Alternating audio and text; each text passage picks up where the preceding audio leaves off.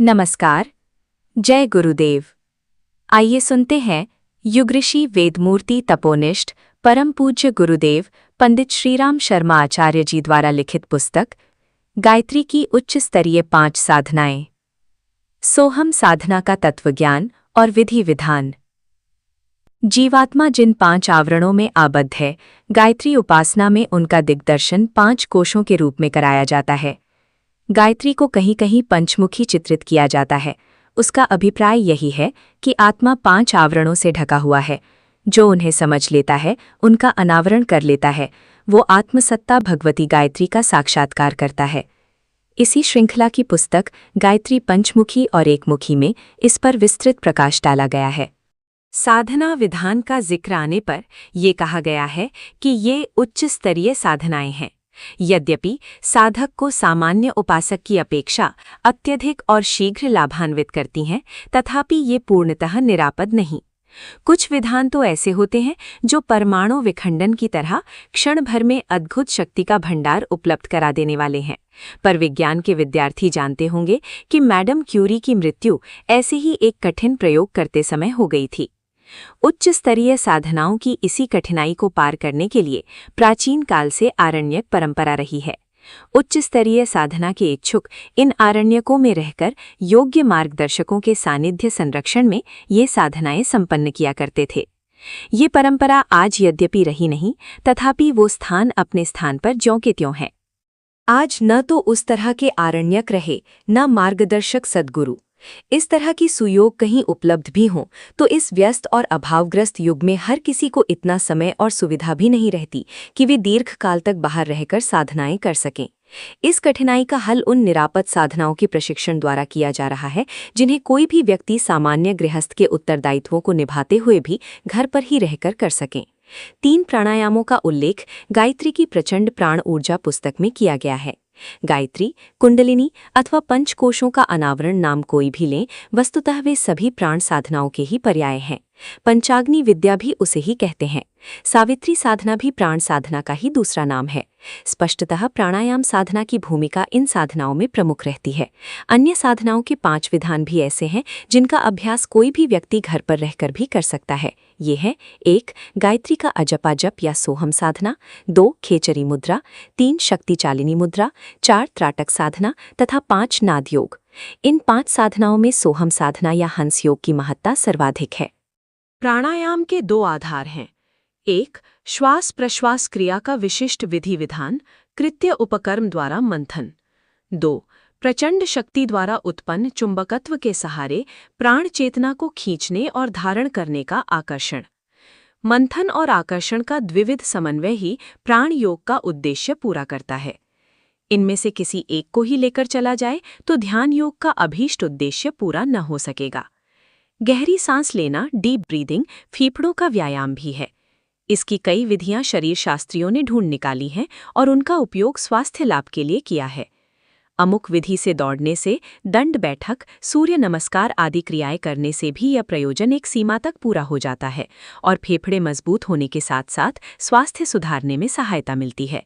इस श्वास क्रिया की विविधता का साधना विज्ञान में 64 प्रकार के विधानों का वर्णन है। भारत के बाहर इनके अतिरिक्त अन्य प्रकार की विधियों का प्रचलन है।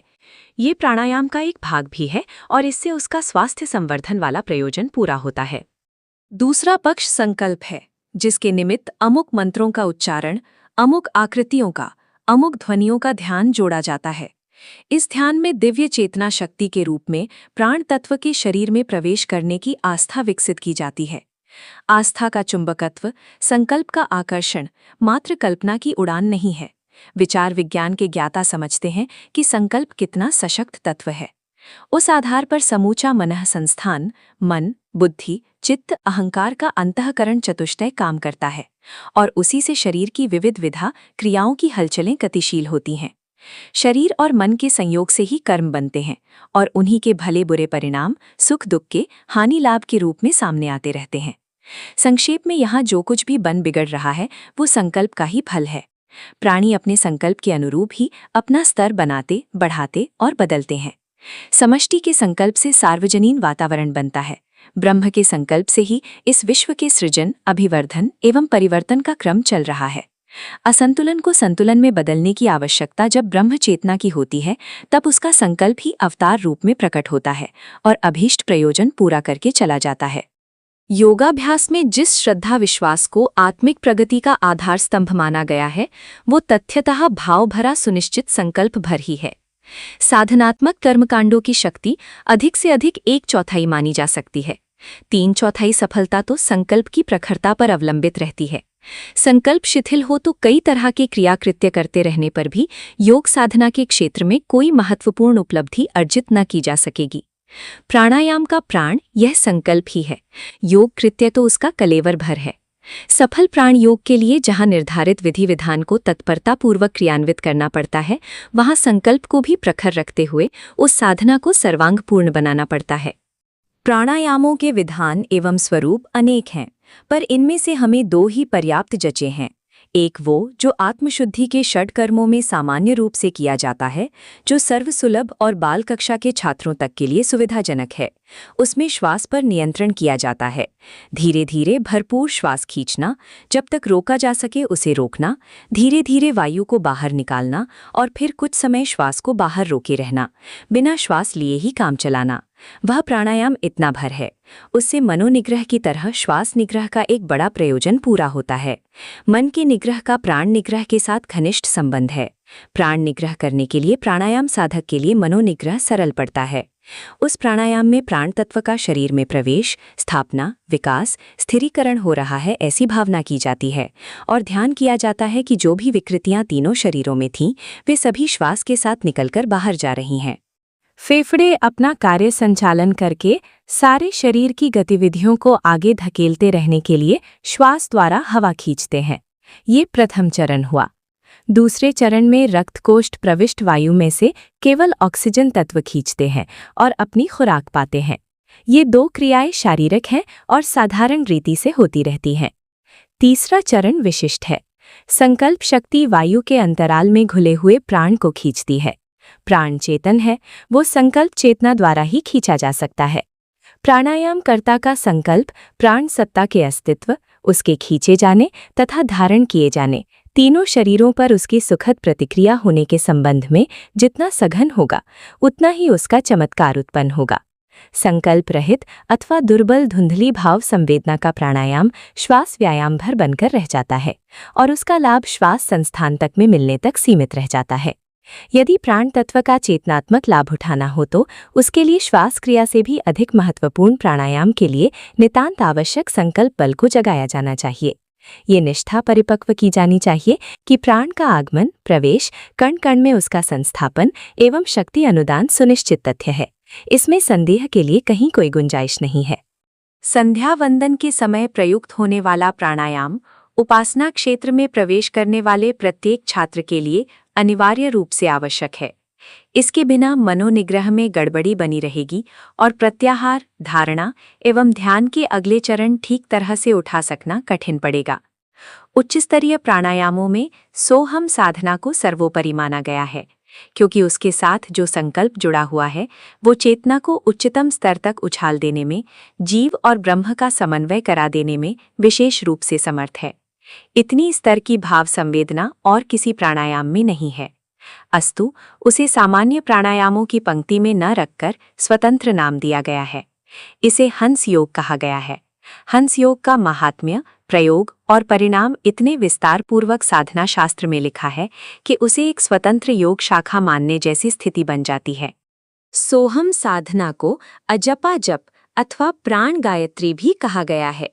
मान्यता है कि श्वास के शरीर में प्रवेश करते समय स जैसी, सांस रुकने के तनिक से विराम समय में ओ जैसी और बाहर निकलते समय हाँ जैसी अत्यंत सूक्ष्म ध्वनि होती रहती है।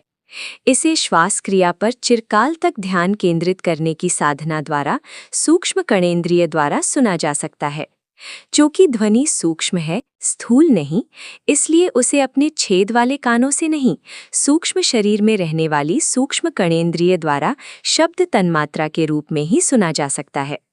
कोई खुले कानों से इन शब्दों को सुनने का प्रयत्न करेगा तो उसे कभी भी सफलता न मिलेगी। नाद योग में मात्र सूक्ष्म कणेंद्रिय द्वारा शंख, घड़ियाल, बादल, झरना, वीणा जैसे कितने ही दिव्य शब्द सुने जाते हैं, किंतु हंस योग में नासिका एवं कर्णेंद्रिय की समन्वित सूक्ष्म शक्ति का दोहरा लाभ मिलता है। सोहम को अनाहत शब्द कहा गया है। आहत जो कहीं कोई चोट लगने से उत्पन्न होते हैं, अनाहत वे हैं जो बिना किसी आघात के उत्पन्न होते हैं। नाद योग में जो दिव्य ध्वनियां सुनी जाती हैं, उनके बारे में दो मान्यताएं हैं। एक ये है कि प्रकृति के अंतराल सागर में 5 तत्वों और सत, रज, तम, इन 3 गुणों की जो उथल पुथल मचती रहती है, ये उनकी प्रतिक्रिया है।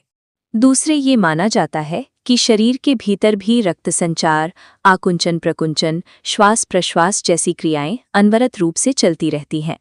ये शब्द उन हलचलों से उत्पन्न होते हैं, अस्तु ये आहत हैं।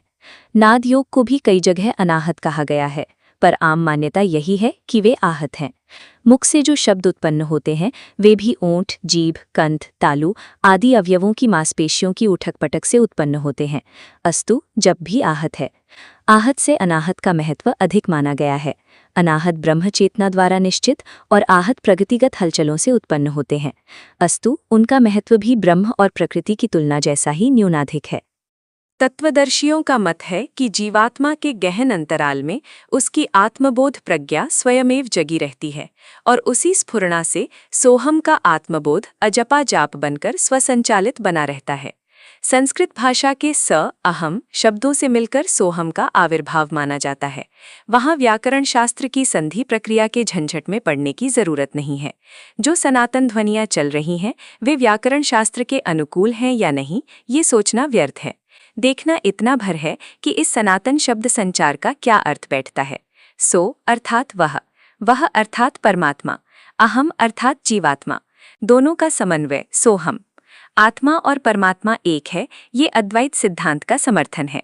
तत्वमसि, अयमात्मा ब्रह्म, शिवोहम, सच्चिदानंदोहम, शुद्धोसी, बुद्धोसी, निरंजनोसी जैसे वाक्यों में इसी दर्शन का प्रतिपादन है। उनमें जीव और ब्रह्म की तात्विक एकता का प्रतिपादन है। सोहम उपासना के निमित्त किए गए प्राणायाम में इसी अविज्ञात तथ्य को प्रत्यक्ष करने का, प्रसुप्त को जगाने का प्रयत्न किया जाता है।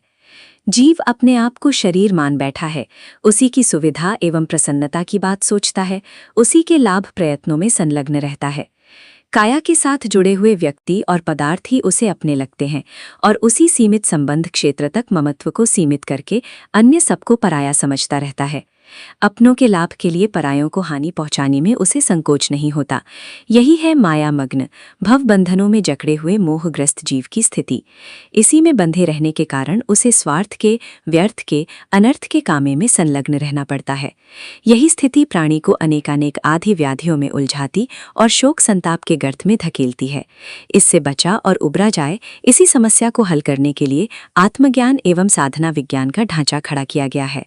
सोहम को सज्ञान, तत्वज्ञान, ब्रह्मज्ञान कहा गया है। इसमें आत्मा को अपनी वास्तविक स्थिति समझने, अनुभव करने का संकेत है।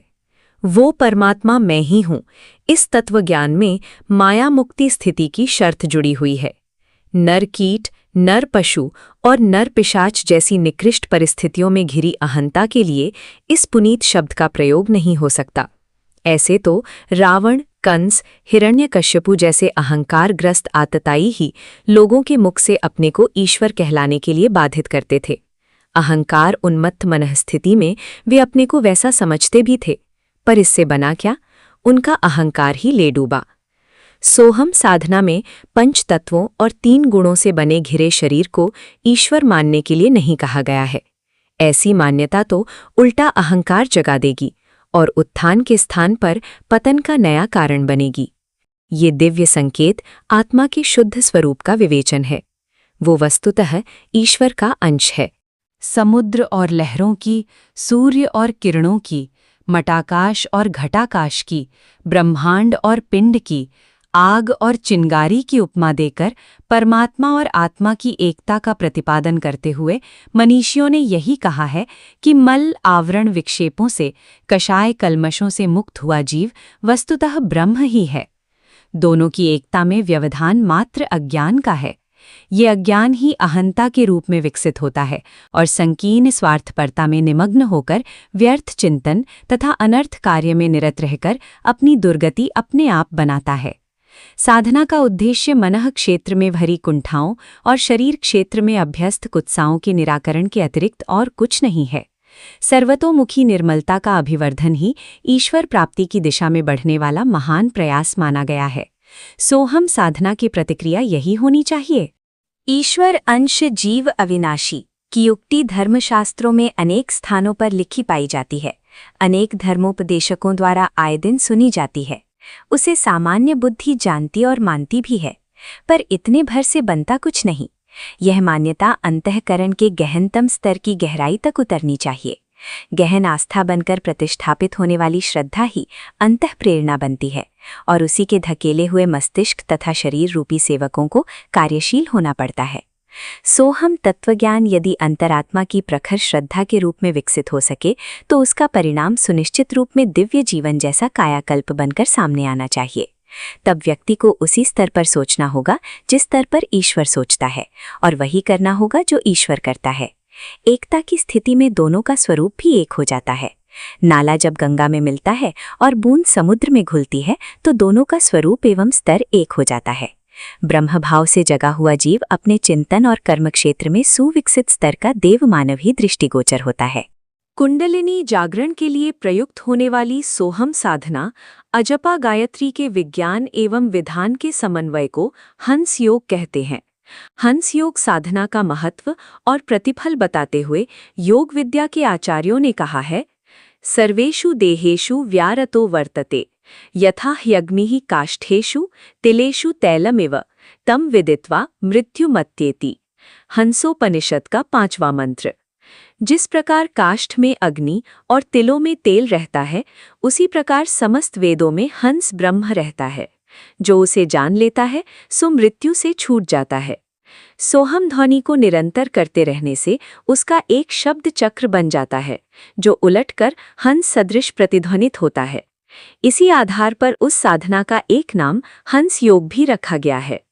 हंसो हंसो इत्येवं पुनरावर्तन क्रमात् सोहम सोहम भवेद नूनम इति योगविदो विदुः। योग रसायनम। हंसो हंसो इस पुनरावर्तित क्रम से जप करते रहने पर शीघ्र ही सोहम सोहम ऐसा जप होने लगता है। योगवेत्ता इसे जानते हैं। अभ्यासानन्तरं कुर्याद् गच्छन्स्तिष्ठन् स्वपन्नपि चिन्तनं हंसमन्त्रस्य योगसिद्धिकरं परम्। योग रसायनम के श्लोक संख्या 303। अभ्यास के अनंतर चलते, बैठते और सोते समय भी हंस मंत्र का चिंतन, सांस लेते समय सो, छोड़ते समय हम का चिंतन अभ्यास परम सिद्धिदायक है। इसे ही हंस, हंसो, सोहम मंत्र कहते हैं। जब मन उस हंस तत्व में लीन हो जाता है तो मन के संकल्प विकल्प समाप्त हो जाते हैं और शक्ति रूप, ज्योति रूप, शुद्ध बुद्ध, नित्य निरंजन ब्रह्म का प्रकाशित होता है। प्राणिनां देह मध्ये तु स्थितो हंसः सदाच्युतः। हंसः एव परम सत्यम, हंसः एव तु शक्तिकम्। हंसः एव परम वाक्यम, हंसः एव तु वैदिकम्। हंसः एव परो रुद्रो, हंसः एव परात्परम्। सर्वदेवस्य मध्यस्थो हंसः एव महेश्वरः। हंस ज्योतिरनुपम्यम देव मध्ये व्यवस्थितम्। ब्रह्म विद्योपनिषद। प्राणियों की देह में भगवान हंस रूप में अवस्थित हैं। हंस ही परम सत्य है, हंस ही परम बल है। समस्त देवताओं के बीच हंस ही परमेश्वर है। हंस ही परम वाक्य है, हंस ही वेदों का सार है। हंस परम रुद्र है, हंस ही परात्पर ब्रह्म है। समस्त देवों के बीच हंस अनुपम ज्योति बनकर विद्यमान है। सदा तन्मयतापूर्वक हंस मंत्र का जप निर्मल प्रकाश का ध्यान करते हुए करना चाहिए। नभस्थम निष्कलम ध्यात्वा मुच्यते भवबंधनात्। अनाहता ध्वनियुतम हंसम यो वेद हृद्गतम। स्वप्रकाशा चिदानंदम स हंस इति गीयते। नाभिकंदे समौ कृत्वा प्राणापानौ समाहितः। मस्तकस्थामृता स्वादं पीत्वा ध्यानेन सादरम्। हंस विद्यामृते लोके नास्ति नित्यत्व साधनम्। यो ददाति महाविद्यां हंसाख्यां पारमेश्वरीम्। हंस हंसेति यो ब्रूयात् हंसो ब्रह्मा हरिः शिवः गुरुवक्त्रात्तु लभेत प्रत्यक्षम सर्वतोमुखम। ब्रह्म विद्योपनिषद के श्लोक 20 से 34। जो हृदय में अवस्थित अनाहत ध्वनि सहित प्रकाशवान चिदानंद हंस तत्व को जानता है सो हंस ही कहा जाता है। जो अमृत से अभिसिंचन करते हुए हंस तत्व का जप करता है उसे सिद्धियों और विभूतियों की प्राप्ति होती है। इस संसार में हंस विद्या के समान और कोई साधन नहीं। इस महाविद्या को देने वाला ज्ञानी सब प्रकार सेवा करने योग्य है। पाशम छित्त्वा यथा हंसो निर्विशंकः खमुत्क्रमेत छिन्न पाशस्तथा जीवः संसारंतरते सदा। शुरिकोपनिषद। जिस प्रकार हंस स्वच्छंद होकर आकाश में उड़ता है उसी प्रकार हंस योग का साधक सर्व बंधनों से विमुक्त होता है। ह और स अक्षरों की पृथक पृथक विवेचना भी शास्त्रकारों ने अनेक प्रकार से की है। इन अक्षरों से कई प्रकार के अर्थ निकलते हैं और दोनों के योग से साधक को एक उपयुक्त धारा मिलती है। हकारो निर्गमे प्रोक्तः सकारेण प्रवेशनम्। हकारः शिवरूपेण सकारः शक्तिरुच्यते। शिव स्वरोदय के 51वें श्लोक। श्वास के निकलने में हकार और प्रविष्ट में सकार होता है। हकार शिवरूप और सकार शक्ति रूप कहलाता है। हकारेण तु सूर्यः स्यात् सकारेणेन्दुरुच्यते। सूर्याचन्द्रमसोरैक्यं हठ इत्यभिधीयते। हठेन ग्रस्यते जाड्यं सर्वदोषसमुद्भवम्। क्षेत्रज्ञः परमात्मा च तयोरैक्यं यदा भवेत्। योग शिखोपनिषद। हकार से सूर्य या दक्षिण स्वर होता है और सकार से चंद्र या वाम स्वर होता है। इस सूर्य चंद्र दोनों में समता स्थापित हो जाने का नाम हठ योग है। हठ द्वारा सब दोषों की कारणभूत जड़ता का नाश हो जाता है और तब साधक क्षेत्रज्ञ यानी परमात्मा से एकता प्राप्त कर लेता है। जीवात्मा सहज स्वभाव सोहम का जप श्वास प्रश्वास क्रिया के साथ साथ अनायास ही करता रहता है। ये संख्या औसतन 24 घंटे में 21,600 के लगभग हो जाती है। हकारेण बहिर्याति सकारेण विषेत् पुनः। हंस हंसेयमुं मंत्रम जीवो जपति सर्वदा। षट्शतानि त्वहोरात्रे सहस्राण्य एकविंशति।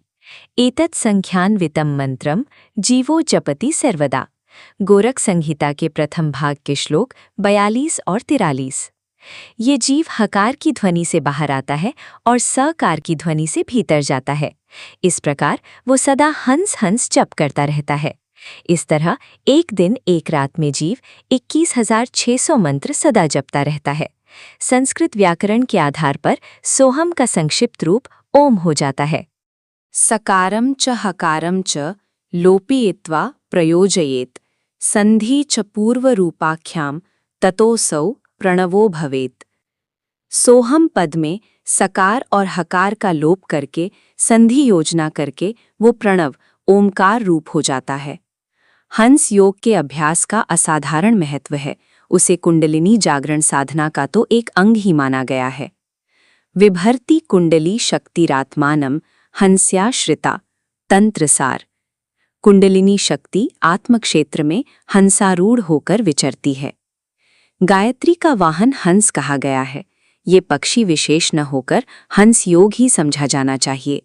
यों हंस पक्षी में भी स्वच्छता, धवलता, नीर क्षीर विवेक युक्त आहार विशेषताओं की ओर इंगित करते हुए निर्मल जीवन, सत असत निर्धारण एवं नीति युक्त उपलब्धियों को ही अंगीकार किया जाना जैसी उत्कृष्टताओं का प्रतीक माना गया है।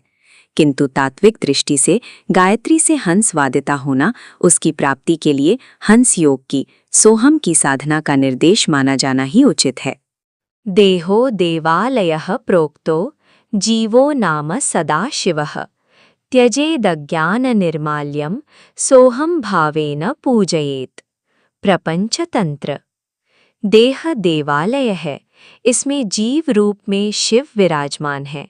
इसकी पूजा वस्तुओं से नहीं सोहम साधना से करनी चाहिए। अंतःकरण में हंस वृत्ति की स्थापना की ये साधना अजपा गायत्री भी कही जाती है।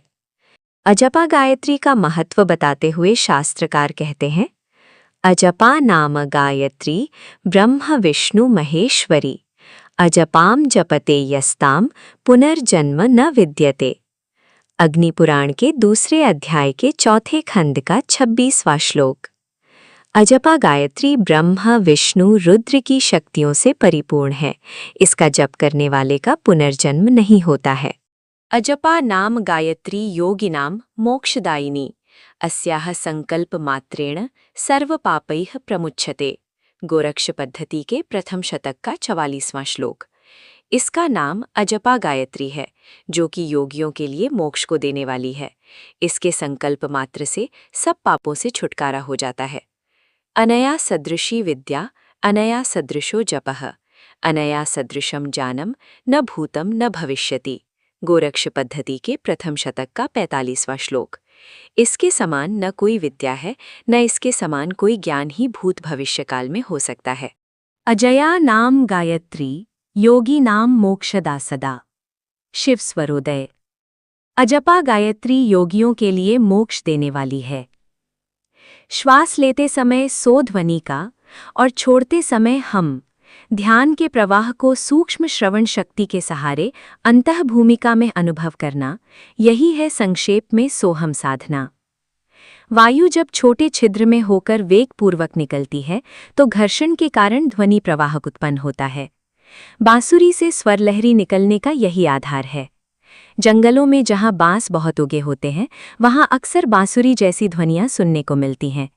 कारण कि बांसों में कहीं कहीं कीड़े छेद कर देते हैं और उन छेदों से जब हवा वेगपूर्वक टकराती है तो उसमें उत्पन्न स्वर प्रवाह सुनने को मिलता है।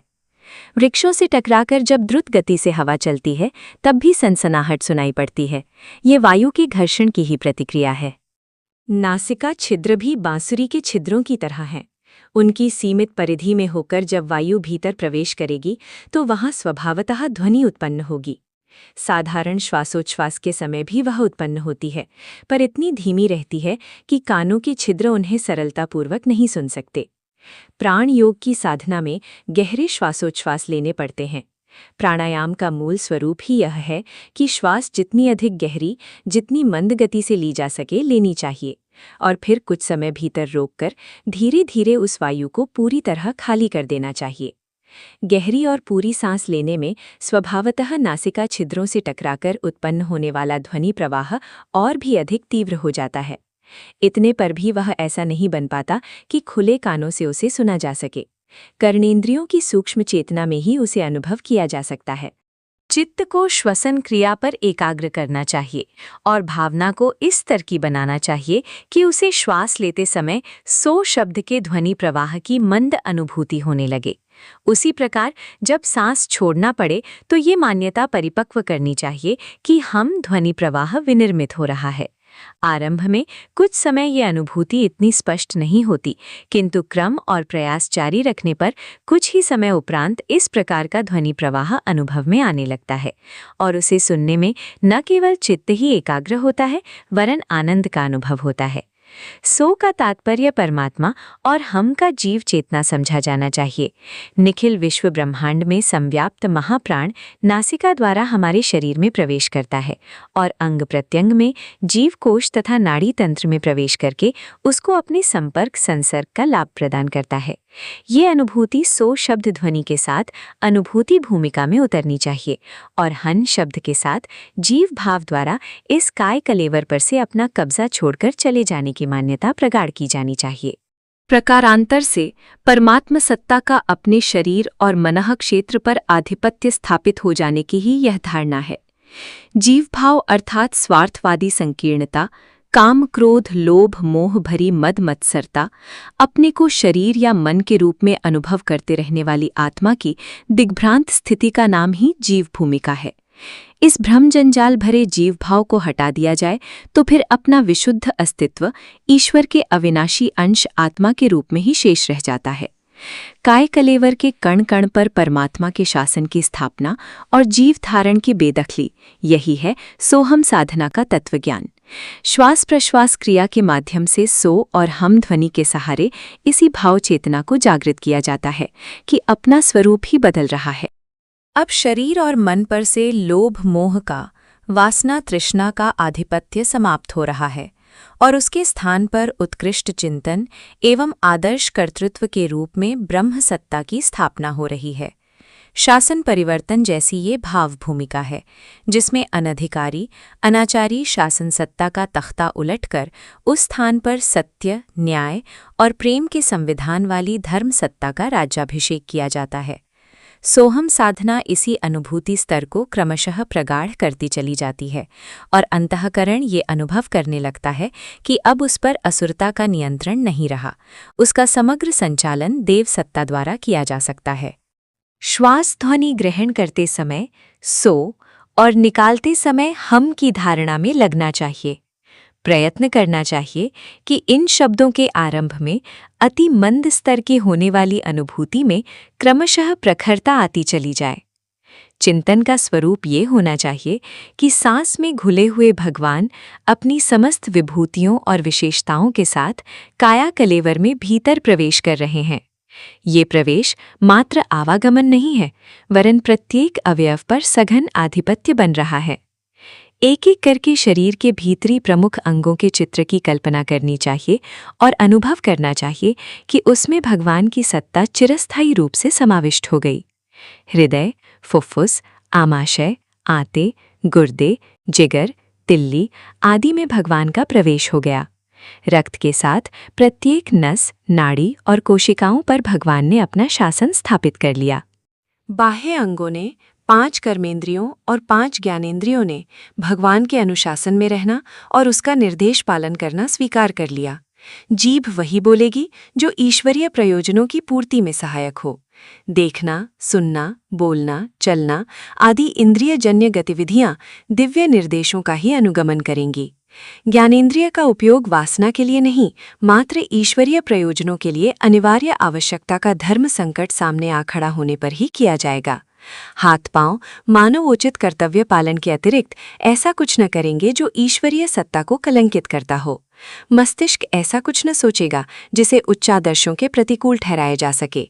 बुद्धि कोई अनुचित न्याय विरुद्ध एवं अदूरदर्शी अविवेक भरा निर्णय न करेगी। चित्त में अवांछनीय एवं निकृष्ट स्तरीय आकांक्षाएं न जमने पाएंगी। अहंता का स्तर नर कीटक जैसा, नर नारायण जैसा होगा। यही है वे भावनाएं जो शरीर और मन पर भगवान का शासन स्थापित होने के तथ्य को यथार्थ सिद्ध कर सकती हैं। ये सब उथली कल्पनाओं की तरह मनोविनोद भर नहीं रह जाना चाहिए, वरन उसकी आस्था उतनी प्रगाढ़ होनी चाहिए कि इस भाव परिवर्तन को क्रिया रूप में परिणत हुए बिना चैन ही न पड़े। सार्थकता उन्हीं विचारों की है जो क्रिया रूप में परिणत होने की प्रखरता से भरे हों। सोहम साधना के पूर्वार्ध में अपने काय कलेवर पर श्वसन क्रिया के साथ प्रविष्ट हुए महाप्राण की परम ब्रह्म की सत्ता स्थापना का इतना गहन चिंतन करना पड़ता है कि ये कल्पना स्तर की बात न रहकर एक व्यावहारिक यथार्थता के प्रत्यक्ष तथ्य के रूप में प्रस्तुत दृष्टिगोचर होने लगे। इस साधना का उत्तरार्ध पाप निष्कासन का है। शरीर में से अवांछनीय इंद्रिय लिप्साओं का, आलस्य प्रमाद जैसी दुष्प्रवृत्तियों का, मन से लोभ मोह जैसी तृष्णाओं का, अंतस्थल से जीव भावी अहंता का निराकरण हो रहा है। ऐसी भावनाएं अत्यंत प्रगाढ़ होनी चाहिए। दुर्भावनाएं और दुष्कृतियां, निकृष्टताएं और दुष्टताएं और हीनताएं सभी निरस्त हो रही हैं, सभी पलायन कर रही हैं। ये तथ्य हर घड़ी सामने खड़ा दिखना चाहिए। अनुपयुक्तताओं के निरस्त होने के उपरांत जो हल्कापन, जो संतोष, जो उल्लास स्वभावतः होता है और निरंतर बना रहता है, उसी का प्रत्यक्ष अनुभव होना चाहिए। तभी ये कहा जा सकेगा कि सोहम साधना का उत्तरार्ध भी एक तथ्य बन गया। सोहम साधना के पूर्व भाग में श्वास लेते समय सो ध्वनि के साथ जीवन सत्ता पर उस परम ब्रह्म परमात्मा का शासन, आधिपत्य स्थापित होने का स्वीकृति है। उत्तरार्ध में हम को अहंता को विसर्जित करने का भाव है। सांस निकलने के साथ साथ अहम भाव का भी निष्कासन हुआ। अहंता ही लोभ और मोह की जननी है। शरीराभ्यास में जीव उसी की प्रबलता के कारण डूबता है। माया, अज्ञान, अंधकार, बंधन आदि की भ्रांतियां एवं विपत्तियां इस अहंता के कारण ही उत्पन्न होती हैं। इसे विसर्जित कर देने पर ही भगवान का अंतः क्षेत्र में प्रवेश करना, निवास करना संभव होता है। इस छोटे से मानवीय अंतःकरण में दो के निवास की गुंजाइश नहीं, पूरी तरह एक ही रह सकता है। दोनों रहें तो लड़ते झगड़ते रहते हैं और अंतर्द्वंद्व की खींचतान चलती रहती है। भगवान को बहिष्कृत करके पूरी तरह अहन्यता को प्रबल बना लिया जाए तो मनुष्य दुष्ट, दुर्बुद्धि, क्रूर, कर्मा, असुर बनता है। अपनी कामनाएं, भौतिक महत्वाकांक्षाएं, ऐषणाएं समाप्त करके ईश्वरीय निर्देशों पर चलने का संकल्प ही आत्मसमर्पण है। यही शरणागति है, यही ब्राह्मी स्थिति है। इसे प्राप्त होते ही मनुष्य में देवत्व का उदय होता है। तब ईश्वरीय अनुभूतियां चिंतन में उत्कृष्टता और व्यवहार में आदर्शवादिता भर देती हैं। ऐसे ही व्यक्ति महामानव, ऋषि, देवता एवं अवतार के नाम से पुकारे जाते हैं। सो में भगवान का शासन आत्मसत्ता पर स्थापित करने और हम में अहन्यता का विसर्जन करने का भाव है। प्रकारांतर से इसे महान परिवर्तन का, आंतरिक कायाकल्प का बीजारोपण कह सकते हैं। सोहम साधना का यही है भावनात्मक एवं व्यवहारिक स्वरूप। ईश्वर जीव को ऊंचा उठाना चाहता है, जीव ईश्वर को नीचे गिराना चाहता है। अस्तु दोनों के बीच रस्साकसी चलती और खींचतान होती रहती है। न ईश्वर श्रेष्ठ जीवन क्रम देखे बिना संतुष्ट होता है और न अपनी न्याय निष्ठा, कर्म व्यवस्था तथा कथित पूजा पाठ के कारण छोड़ने को तैयार होता है। वो अपनी जगह अडिग रहता है और भक्त को तरह तरह के उलाहने देने, शिकायतें करने, लांछन लगाने की स्थिति बनी ही रहती है। भक्त ईश्वर को अपने इशारे पर नचाना भर चाहता है। उससे उचित अनुचित अनुदान, मनोकामनाएं पूरी कराने की पात्रता, कुपात्रता परखने की आदत छोड़ देने का आग्रह करता रहता है। दोनों अपनी जगह पर अडिग रहें, दोनों की दिशाएं एक दूसरे की इच्छा के प्रतिकूल बनी रहीं, तो फिर एकता कैसे हो, सामीप्य सानिध्य कैसे सधे, ईश्वर प्राप्ति की आशा कैसे पूर्ण हो। इस कठिनाई का समाधान सोहम साधना के साथ जुड़े हुए तत्वज्ञान में सन्निहित है। दोनों एक दूसरे से गुंथ जाएं, परस्पर विलीनीकरण हो जाए। भक्त अपने आप को अंतःकरण, आकांक्षा एवं अस्तित्व को पूरी तरह समर्पित कर दे और उसी के दिव्य संकेतों पर अपनी दिशा धाराओं का निर्धारण करे। इस स्थिति की प्रतिक्रिया द्वैत की समाप्ति और अद्वैत की प्राप्ति के रूप में होती है। जीव ने ब्रह्म को समर्पण किया है, ब्रह्म की सत्ता स्वभावतः जीवधारी में अवतरित हुई दृष्टिगोचर होने लगेगी। समर्पण एक पक्ष से आरंभ तो होता है, पर उसकी परिणति उभय पक्षीय एकता में होती है।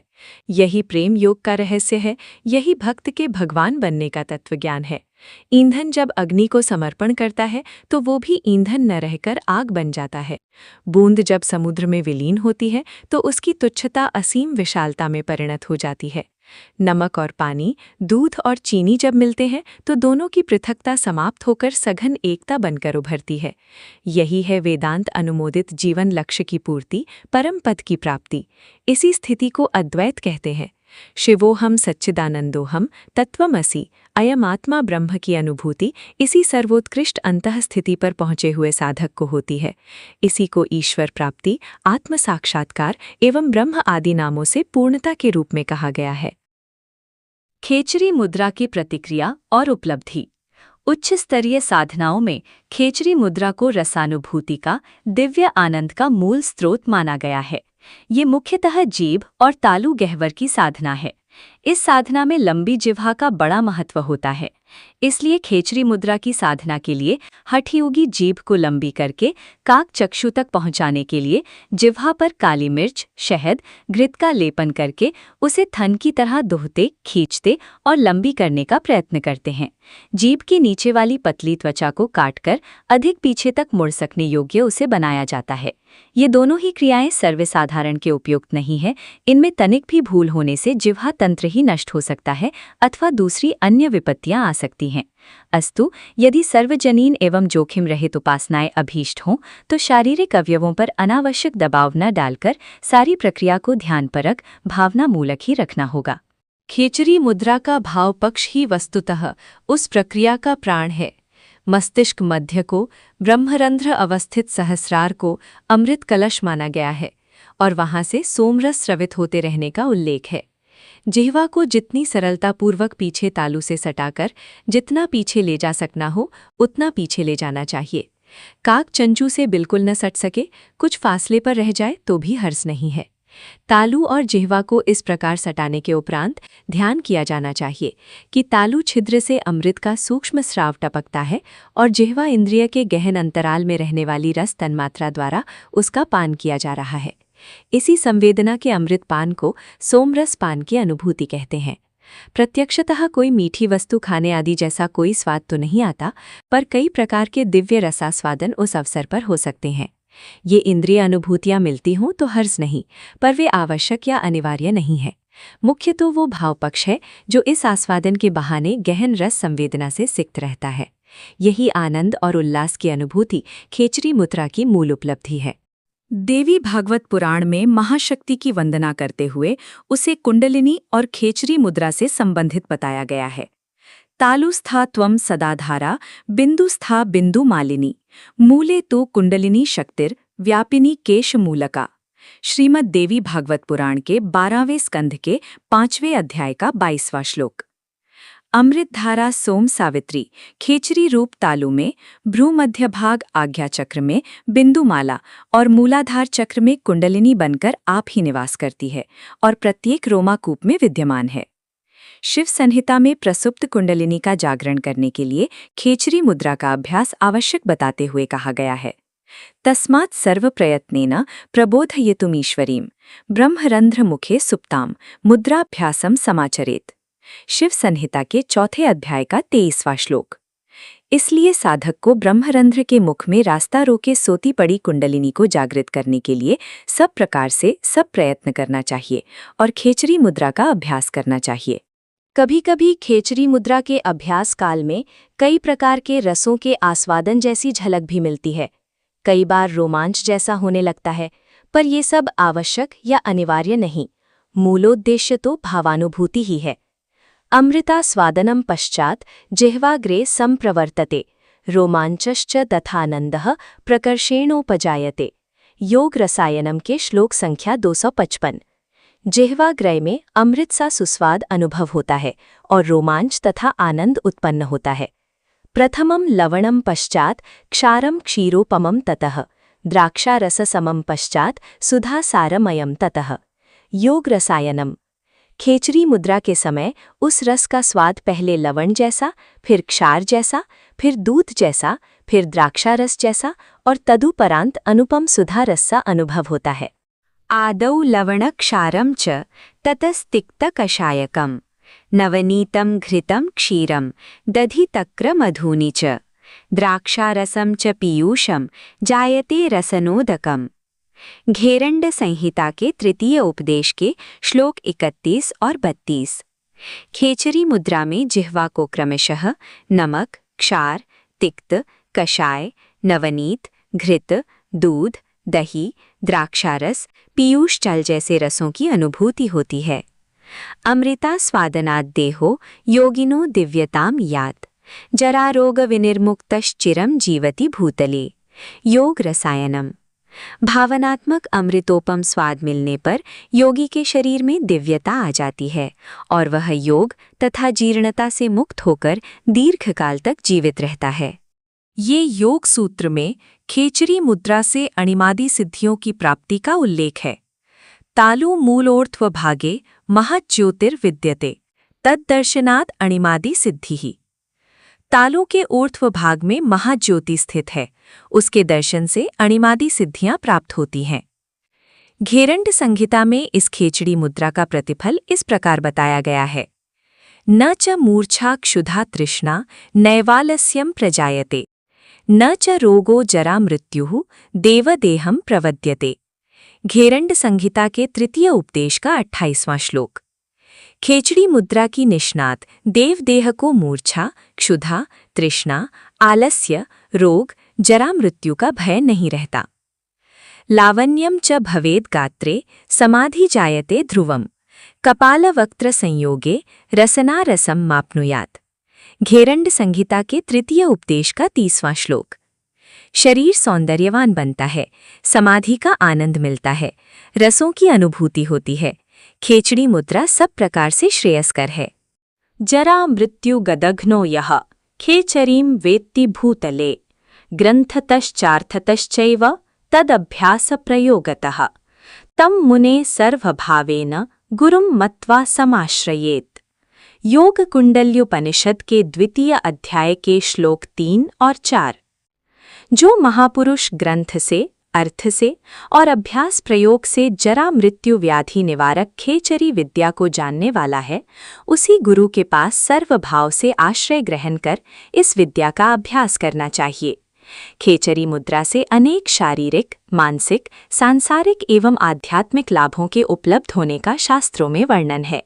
इससे सामान्य दिखने वाली इस महान साधना का महत्व समझा जा सकता है। स्मरणीय इतना ही है कि इस मुद्रा के साथ साथ भाव संवेदनाओं की अनुभूति अधिकतम गहरी एवं श्रद्धा सिक्त होनी चाहिए।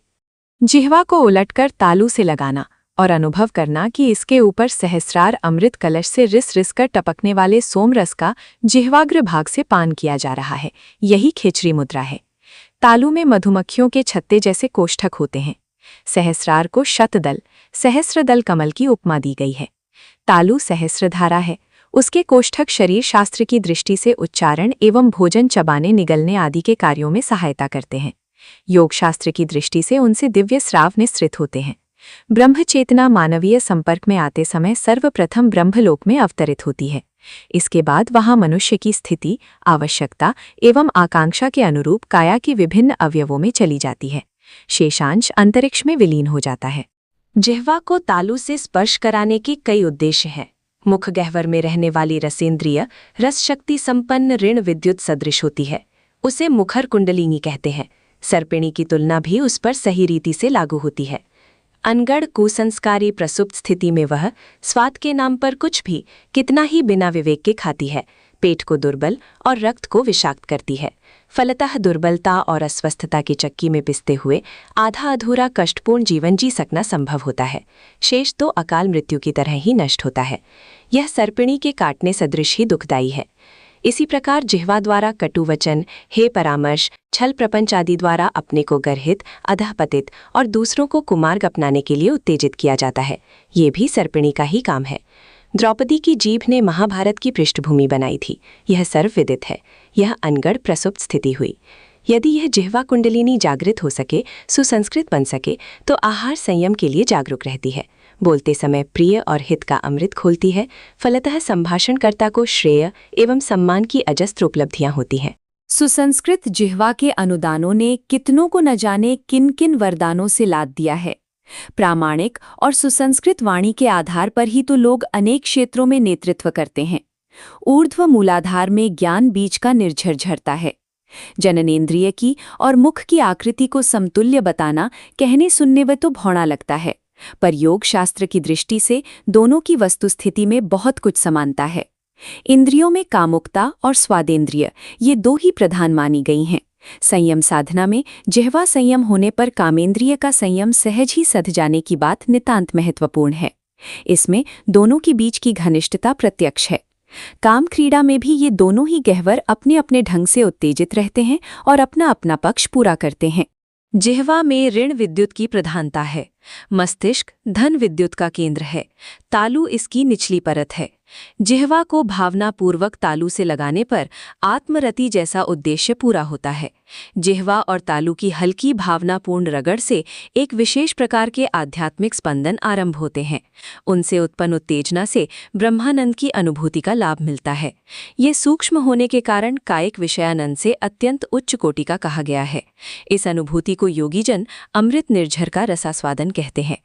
खेचरी मुद्रा की साधना ब्रह्मलोक से ब्रह्मरंध्र से सामीप्य साधती है और उस केंद्र के अनुदानों को उसी प्रकार चूसती है जैसे छोटे बालक का मुख माता का स्तन चूसता है। ये भावना एवं कल्पना सूक्ष्म शरीर में एक विशेष प्रकार की सुखद एवं उत्साहवर्धक गुदगुदी उत्पन्न करती है। उसका रसास्वादन देर तक करते रहने को जी करता है। ये तो हुआ भावनात्मक पथ, जिससे अंतः चेतना के अमृत से संपर्क बनता है और अंतर्मुखी होकर अंतर जगत में एक से एक बढ़ी चढ़ी दिव्य संवेदनाओं की अनुभूति का द्वार खुलता है। पर बात इतने तक ही सीमित नहीं है। जिह्वा के ऋण विद्युत ब्रह्मलोक से, ब्रह्मरंध्र से अन्यान्य अनुदानों की संपदा के धन भंडार को अपने चुंबकत्व से खींचती घसीटती है और उसकी मात्रा बढ़ाते बढ़ाते अपने अंतः भंडार को दिव्य विभूतियों से भरती चली जाती है। इन्हीं उपलब्धियों को ध्यान में रखते हुए खेचरी मुद्रा के द्वारा उत्पन्न लाभों का सुविस्तृत वर्णन योग ग्रंथों में लिखा और अनुभवियों द्वारा बताया मिलता है। तालु और जिह्वा के हल्के संस्पर्श स्थिर नहीं वरन हल्की रगड़ जैसे होते रहते हैं। इसमें घड़ी के पेंडुलम जैसी गति बनती है। गाय को दुहते समय भी इसी से मिलती जुलती क्रिया पद्धति कार्यान्वित होती है। रतिकर्म की प्रक्रिया भी इसी प्रकार है। रगड़ से ऊर्जा का, हलचल का उत्पन्न होना सर्वविदित है। ये ऊर्जा स्थूल, सूक्ष्म और कारण शरीरों को प्रभावित करती है, उन्हें बल देती, सक्रिय करती और समर्थ बनाती है। अन्नमय, प्राणमय, मनोमय, विज्ञानमय एवं आनंदमय कोशों के अनावरण में इससे सहायता मिलती है। षड चक्रों को जागृत करने में भी खेचरी मुद्रा से उत्पन्न ऊर्जा की एक बड़ी भूमिका रहती है। इन्हीं सब कारणों को देखते हुए कुंडलिनी जागरण में खेचरी मुद्रा को महत्व दिया गया है। क्रिया साधारण सी होते हुए भी प्रतिक्रिया की दृष्टि से उसका बहुत ऊंचा स्थान माना गया है। अचेतन के साथ संबंधित अतीन्द्रिय ज्ञान के विकास विस्तार में उससे असाधारण सहायता मिलती है। परमात्मा का आत्मा के साथ निरंतर पेंडुलम गति से ही मिलन संपर्क चलता रहता है। इस संस्पर्श की अनुभूति 1 आनंद और 2 उल्लास के रूप में होती रहती है। सामान्य स्थिति में तो इसकी प्रतीति नहीं होती, पर खींचरी मुद्रा के माध्यम से उसे अनुभव किया जा सकता है। भगवान की मनुष्य को 2 प्रेरणाएं जो उपलब्ध हैं उसकी गरिमा को समझते हुए, संसार के सुखद पक्ष का मूल्यांकन करते हुए संतुष्ट, प्रसन्न और आनंदित रहना, ये है आनंद का स्वरूप। उत्कृष्ट चिंतन और आदर्श कर्तृत्व की दिशा में साहस भरे कदम उठाने के लिए अदम्य उत्साह का, भाव भरी उमंगों का उठना, ये है उल्लास। भगवान इन्हीं 2 प्रेरणाओं को निरंतर पेंडुलम गति से प्रदान करते रहते हैं। मानव जीवन जैसी सृष्टि की अनुपम उपलब्धियों को पाकर यदि अंतःकरण आनंदित रहे और छोटे मोटे अभावों की ओर अधिक ध्यान न देकर चारों ओर बिखरी हुई सदाशयता का अनुभव करते हुए संतुष्ट संतुलित रहे, तो समझना चाहिए कि आनंद की उपलब्धि हो रही है। हर्षातिरेक में उछलने कूदने या बढ़ चढ़कर शेखीखोरी की बातें करने का नाम आनंद नहीं है।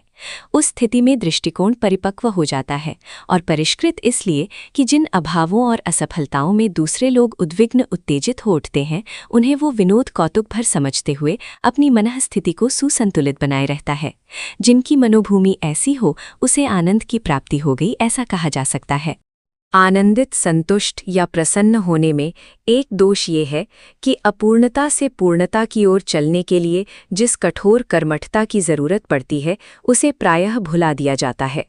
ऐसी भूल करने वाले आध्यात्मवादी प्रायः निकम्मे, अकर्मण्य, आलसी, प्रमादी और बुरी परिस्थितियों से समझौता कर लेने वाले भाग्यवादी, पलायनवादी बन बैठते हैं। इससे उनकी अपनी समग्र प्रगति का द्वार तो बंद हो ही जाता है, साथ ही समाज के लिए प्रखर कर्तव्य पालन के लिए जो महान उत्तरदायित्व मनुष्य के कंधों पर होते हैं, वे भी अवरुद्ध हो जाने से लोकमंगल के लिए मानवीय योगदान में भी भारी क्षति पहुंचती है।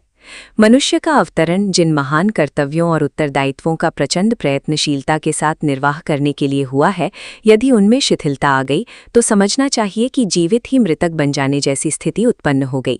यदि आनंद या संतोष की प्राप्ति किसी आध्यात्मवादी में इस प्रकार की अकर्मण्यता उत्पन्न कर दे, तो समझना चाहिए कि बिल्कुल उल्टा हो गया और अर्थ का अनर्थ बन गया। खेचरी मुद्रा की साधना से उपलब्ध बोने वाला दूसरा दिव्य अनुदान उल्लास माना गया है। ये उभरता उल्लास इस प्रकार की अवांछनीय मनस्थिति बनने की गुंजाइश नहीं छोड़ता। भगवान निरंतर आनंद के साथ साथ उल्लास भी प्रदान करते हैं और उच्च स्तरीय प्रयत्नों के लिए अदम्य स्फूर्ति एवं उमंग उत्पन्न करते हैं। उल्लास जब अपनी प्रौढ़ावस्था में होता है तो इतना प्रखर होता है कि प्रस्तुत कठिनाइयों, अभावों, अवरोधों की चिंता न करते हुए ईश्वरीय संदेश के अनुरूप अपनी रीति नीति निर्धारित करने के लिए मचल उठता है, किसी के रोके नहीं रुकता। लोभ और मोह के भव बंधन यूं सहज नहीं टूटते, और कुसंस्कार तथा स्वार्थ संबंधी शुभचिंतक ऐसी भावनाओं को क्रियान्वित होने में ही पग पग विरोध उत्पन्न करते हैं। पर जिसे उल्लास प्राप्त है, वो आत्मकल्याण और ईश्वरीय निर्देशों के पालन की दिशा में ही अग्रसर होता है। कठिनाइयाँ क्यों आती हैं और रोकथाम कौन कौन करते हैं, इसकी चिंता नहीं करता। फलस्वरूप जहाँ चाह वहाँ राह वाली बात बन ही जाती है। जिसे उल्लास की उपलब्धि मिल गई, उसे महापुरुषों जैसे महान कर्तव्य पालन करते रहने के अनवरत अवसर निर्बाध गति से मिलते ही रहते हैं। आनंद और उल्लास भरी मनःस्थिति उत्पन्न करने में खेचरी मुद्रा का जो योगदान मिलता है, उसके फलस्वरूप साधक को हर स्थिति में हंसते हंसते रहने और हल्की फुल्की जिंदगी जीने का अभ्यास करना पड़ता है। कर्मठता की जागरूकता से सामान्य जीवन क्रम में पग पग पर सफलताएं मिलती और सरलताएं उत्पन्न होती हैं। इन लाभों को भी सामान्य नहीं समझना चाहिए। ब्रह्मलोक के अन्य दिव्य अनुदान पाकर तो मानवीय सत्ता ऋषिकल्प देवतुल्य बनने के लिए अग्रसर होती है। खेचरी मुद्रा का वो विशिष्ट लाभ भी आनंद उल्लास की उपलब्धि की तरह है, साधक के लिए हर दृष्टि से श्रेयस्कर सिद्ध होता है। उच्च स्तरीय साधनाओं में तीसरा स्थान शक्तिचालिनी मुद्रा का है। कुंडलिनी जागरण में मूलाधार से प्रसुप्त कुंडलिनी को जागृत करके ऊर्ध्वगामी बनाया जाता है। उस महाशक्ति की सामान्य प्रवृत्ति अधोगामी रहती है। रति क्रिया में उसका स्खलन होता रहता है। शरीर यात्रा की मलमूत्र विसर्जन प्रक्रिया भी स्वभावतः अधोगामी है। शुक्र का क्षरण भी इसी दिशा में होता है। इस प्रकार ये सारा संस्थान अधोगामी प्रवृत्तियों में संलग्न रहता है। कुंडलिनी शक्ति के जागरण और उत्थान के लिए इस क्षेत्र को ऊर्ध्वगामी बनने का अभ्यास कराया जाता है, ताकि अभीष्ट उद्देश्य की सफलता में सहायता मिल सके। गुदा मार्ग को ऊर्ध्वगामी अभ्यास कराने के लिए हठ योग वास्तविक क्रिया है। उसमें गुदा द्वार से जल को ऊपर खींचा जाता है, फिर संचित मल को बाहर निकाला जाता है। इसी क्रिया को वस्ती कहते हैं। इसी प्रकार मूत्र मार्ग से जल को ऊपर खींचने और फिर विसर्जित करने की क्रिया वज्रोली कहलाती है। वस्ती और वज्रोली दोनों का ही उद्देश्य इन विसर्जन छिद्रों को अधोमुखी अभ्यासों के साथ ही ऊर्ध्वगामी बनने का प्रशिक्षण दिया जाना है। इन अभ्यासों से कुंडलिनी को ऊर्ध्वगामी बनाने में सहायता मिलती है। वस्ती और वज्रोली काफी कठिन है। हठ योग की साधनाएं सर्वसुलभ नहीं है। उन्हें विशेष मार्गदर्शन से विशेष व्यक्ति ही कर सकते हैं। उन अभ्यासों में समय भी बहुत लगाता है और भूल होने पर संकट उत्पन्न होने का खतरा भी रहता है। अस्तु, सर्वजनीन सरलीकरण का ध्यान रखते हुए शक्तिचालिनी मुद्रा को उपयुक्त समझा गया है। शक्तिचालिनी मुद्रा में गुदा और मूत्र संचालन का संकल्प बल के सहारे संकोचन कराया जाता है। संकोचन का तात्पर्य है उनकी बहिर्मुखी एवं अधोगामी आदत को अंतर्मुखी एवं ऊर्ध्वगामी बनाने के लिए प्रशिक्षित करना। इसके लिए दोनों ही इंद्रियों का उनके सुविस्तृत क्षेत्र का संकोचन कराया जाता है। कभी कभी मुख से हवा खींची जाती है, पानी पिया जाता है। इसमें मुख को खींचने की क्रिया करनी पड़ती है। पिचकारी में पानी भरते समय भी ऐसा ही होता है। मल और मूत्र छिद्रों से ऐसा ही वायु खींचने का, छोड़ने का, खींचने छोड़ने का प्राणायाम जैसा अभ्यास करना संक्षेप में शक्तिचालिनी मुद्रा का प्रयोग है। इस प्रयोग का पूर्वार्ध मूलबंध कहलाता है। मूलबंध में मात्र संकोचन भर होता है। जितनी देर मलमूत्र छिद्रों को सिकोड़ा जाता रहेगा, उतनी देर मूलबंध की स्थिति मानी जाएगी। ये एक पक्ष है। आधा अभ्यास है। इसमें पूर्णता, समग्रता तब आती है जब प्राणायाम की तरह खींचने छोड़ने के दोनों ही प्रयोजन पूरे होने लगे। जब संकोचन विसर्जन का खींचने ढीला करने का उभय पक्षीय अभ्यास चल पड़े तो समझना चाहिए कि शक्तिचालिनी मुद्रा का अभ्यास हो रहा है। कमर के नीचे के भाग में अपान वायु रहता है। उसे खींचकर कमर से ऊपर रहने वाले प्राणवायु के साथ जोड़ा जाता है। ये पूर्वार्ध हुआ। उत्तरार्ध में ऊपर के प्राण को नीचे के अपान के साथ जोड़ा जाता है। इस प्राण अपान के संयोग की योग शास्त्रों में बहुत महिमा गाई गई है। यही मूलबंध है। इस साधना की महिमा बताते हुए कहा गया है, आकुंचनेन तम प्राहुर मूलबंधो यमुच्यते अपानश्चोर्ध्वगो भूत्वा वहिना नासह गच्छति। योग कुंडल्योपनिषद के प्रथम अध्याय का 64वां श्लोक। मूलबंध के अभ्यास से अधोगामी अपान को बलात् ऊर्ध्वगामी बनाया जाए। इससे वह प्रदीप्त होकर अग्नि के साथ साथ ही ऊपर चढ़ता है। अभ्यासात् बंधनस्यास्य मरुतसिद्धिर्भवेत् ध्रुवम् साधयेत् यत्नतोतर्हि मौनी तु विजितालसः। घेरंड संहिता के तृतीय उपदेश का 17वां श्लोक। मूलबंध के अभ्यास से मरुत सिद्धि होती है, अर्थात शरीरस्थ वायु पर नियंत्रण होता है। अतः आलस्य विहीन होकर मौन रहते हुए इसका अभ्यास करना चाहिए। प्राणापानौ नादबिंदु मूलबंधेन चैकताम् गत्वा योगस्य संसिद्धिं यच्छतो नात्र संशयः। हठयोग प्रदीपिका के तृतीय अध्याय का 64वां श्लोक। प्राण और अपान का समागम नाद बिंदु की साधना तथा मूल बंध का समन्वय। ये कर लेने पर निश्चित रूप से योग की सिद्धि होती है। अपान प्राणयोरैक्यम क्षयो मूत्रपुरीशयोः युवा भवति वृद्धोपि सततम मूलबंधनात्। हठयोग प्रदीपिका के तृतीय उपदेश का 65वां श्लोक। निरंतर मूलबंध का अभ्यास करने से प्राण और अपान के समन्वय से अनावश्यक मल नष्ट होते हैं और वृद्धता भी यौवन में बदलती है। सिद्धे सर्वभूतादि विश्वाधिष्ठानम अद्वयम् यस्मिन् सिद्धिं गताः सिद्धाः तत्सिद्धासनम् उच्यते। यन्मूलं सर्वलोकानां यन्मूलं चित्तबन्धनं मूलबन्धः सदा सेव्यो योग्यो असौ ब्रह्मवादिनां। तेजोबिन्दुपनिषद के प्रथम अध्याय के 26वें और 27वें श्लोक। जो सर्वलोकों का मूल है, जो चित्त निरोध का मूल है, सो ये आत्मा ही ब्रह्मवादियों को सदा सेवन करना चाहिए। यही मूलबंध है। अन्य जुदा संकोचन रूप मूलबंध जिज्ञासुओं के लिए सेव्य नहीं है। बिलम प्रविष्टेव ततो ब्रह्म नाड्यंतरम व्रजेत तस्मात् नित्यम मूलबंधः कर्तव्यो योगिभिः सदा। हठयोग प्रदीपिका के तृतीय उपदेश का 69वां श्लोक। फिर जिस प्रकार सर्पिणी बिल में प्रविष्ट होती है, उसी प्रकार उद्दीप्त कुंडलिनी ब्रह्मनाड़ी में प्रविष्ट होती है। इसलिए योगियों को सदा ही मूलबंध का अभ्यास करना चाहिए। मूलबंध एवं शक्ति चालिनी मुद्रा को विशिष्ट प्राणायाम कहा जा सकता है।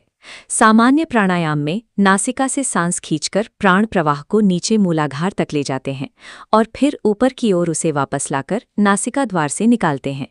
यही प्राण संचरण की क्रिया जब अधोभाग के माध्यम से की जाती है तो मूलबंध कहलाती है। नासिका का तो स्वभाव सांस लेते और छोड़ते रहना है, अतः उसके साथ प्राण संचार का क्रम सुविधापूर्वक चल पड़ता है। गुदा अथवा उपस्थ इंद्रियों द्वारा वायु खींचने जैसी कोई क्रिया नहीं होती, अतः उस क्षेत्र के स्नायु संस्थान पर खिंचाव पैदा करके सीधे ही प्राण संचार का अभ्यास करना पड़ता है। प्रारंभ में थोड़ा अस्वाभाविक लगता है, किंतु क्रमशः अभ्यास में आ जाता है। मूलबंध में सुखासन, सामान्य पालथी मारकर बैठना, पद्मासन, पैरों पर पैर चढ़ाकर बैठना, सिद्धासन, मलमूत्र छिद्रों के मध्य भाग पर एड़ी का दबाव डालना, इनमें से किसी का भी प्रयोग किया जा सकता है। मलद्वार को धीरे धीरे सिकोड़ा जाए और ऐसा प्रयत्न किया जाए कि उस मार्ग से वायु खींचने के लिए संकोचन क्रिया की जा रही है।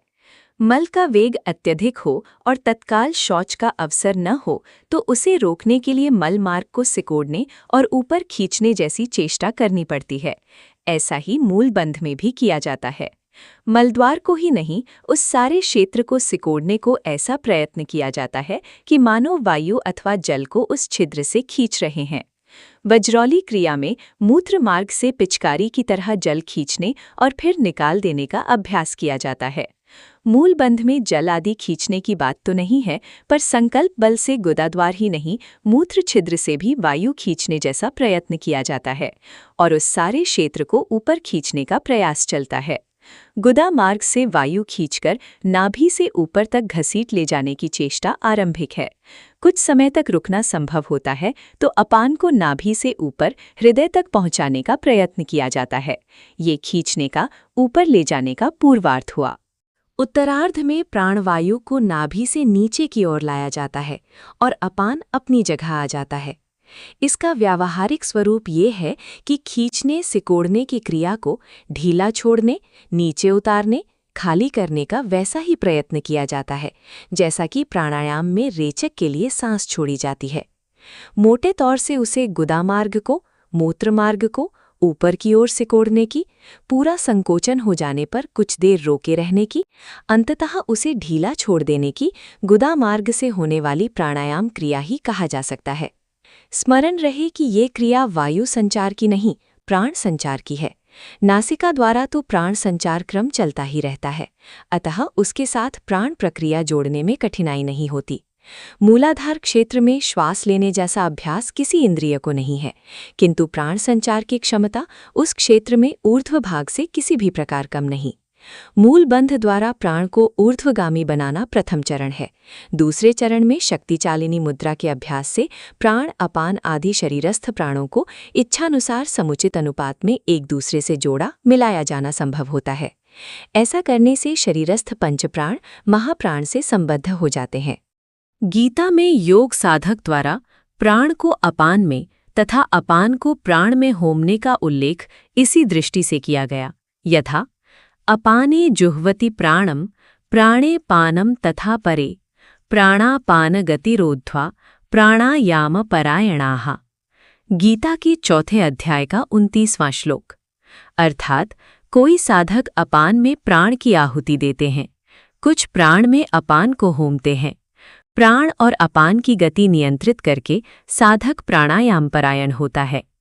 नासिका द्वारा प्राण संचार करके उसे मूलाधार तक ले जाना प्राण को अपान में होमना है, और मूल बंध एवं शक्ति चालिनी मुद्रा आदि द्वारा अपान का उत्थान करके उसे प्राण से मिलाना अपान को प्राण में होमना कहा जाता है।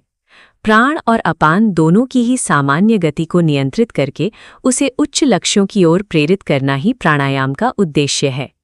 शक्ति चालिनी मुद्रा का महत्व एवं लाभ योग इस प्रकार बताया गया है। शक्ति चालिनम एवं ही प्रत्यहम यह समाचरेत आयु वृद्धि भवेत तस्य रोगाणाम च विनाशनम।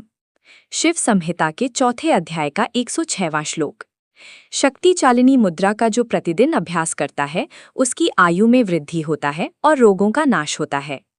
कुंडलिनी कुटिलाकारा सर्पीवत परिकीर्तिता सा शक्तिश्चालिता येना सा मुक्तो नात्र संशयः। हठ योग प्रदीपिका के तृतीय उपदेश का 108वां श्लोक। कुंडलिनी सर्पिणी की तरह कुटिल है, उसे शक्ति चालिनी मुद्रा द्वारा जो चलायमान कर लेता है वही योगी है। शक्ति चालिनी की महत्ता में जो कहा गया है वो अतिशयोक्ति नहीं, ये विज्ञान सम्मत है।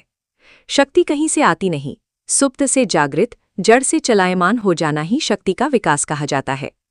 बिजली के जनरेटर में बिजली कहीं से आती नहीं है। चुंबकीय क्षेत्र में कॉइल घुमाने से उसके अंदर के इलेक्ट्रॉन विशेष दिशा में चल पड़ते हैं। ये चलने की प्रवृत्ति विद्युत संवाहक शक्ति EMF के रूप में देखी जाती है। शरीरस्थ विद्युत को भी इसी प्रकार दिशा विशेष में प्रवाहित किया जा सके तो शरीर संस्थान एक सशक्त जनरेटर की तरह सक्षम एवं समर्थ बन सकता है। योग साधनाएं इसी उद्देश्य की पूर्ति करती हैं। त्राटक साधना से दिव्य दृष्टि की जागृति। मानवीय विद्युत का अत्यधिक प्रवाह नेत्रों द्वारा ही होता है। अस्तु जिस प्रकार कल्पनात्मक विचार शक्ति को सीमाबद्ध करने के लिए ध्यान योग की साधना की जाती है, उसी प्रकार मानवीय विद्युत प्रवाह को दिशा विशेष में प्रयुक्त करने के लिए नेत्रों की तीक्ष्ण शक्ति को साधा जाता है। इस प्रक्रिया को त्राटक नाम दिया गया है। सरसरी तौर से और चंचलतापूर्वक उथली दृष्टि से हम प्रतिक्षण असंख्य वस्तुएं देखते रहते हैं। इतने पर भी उनमें से किन्हीं विशेष आकर्षक वस्तुओं की ही मन पर छाप पड़ती है, अन्यथा सब कुछ यूं ही आंख के आगे से गुजर जाता है। देखने की क्रिया होते रहने पर भी दृश्य पदार्थों एवं घटनाओं का नगण्य सा प्रभाव मस्तिष्क पर पड़े, इसका कारण देखते समय मन की चंचलता, उथलापन, उपेक्षा, अन्यमनस्कता आदि ही मुख्य होते हैं। यदि गंभीरता और स्थिरतापूर्वक किसी पदार्थ या घटना का निरीक्षण किया जाए तो उसी में से बहुत महत्वपूर्ण तथ्य उभरते दिखाई देंगे। त्राटक साधना का उद्देश्य अपनी दृष्टि क्षमता में इतनी तीक्ष्णता उत्पन्न करना है कि वो दृश्य की गहराई में उतर सके और उसके अंतराल में अति महत्वपूर्ण जो घटित हो रहा है उसे पकड़ने और ग्रहण करने में समर्थ हो सके। वैज्ञानिकों, कलाकारों, तत्वदर्शियों में यही विशेषता होती है कि सामान्य समझी जाने वाली घटनाओं को अपनी तीक्ष्ण दृष्टि से देखते हैं और उसी में से ऐसे तथ्य ढूंढ निकालते हैं जो अद्भुत एवं असाधारण सिद्ध होते हैं। पेड़ पर से फल टूटकर नीच गिरते ही रहते हैं। ये दृश्य बचपन से लेकर वृद्धावस्था तक सभी देखते हैं, इनमें कोई नई बात नहीं।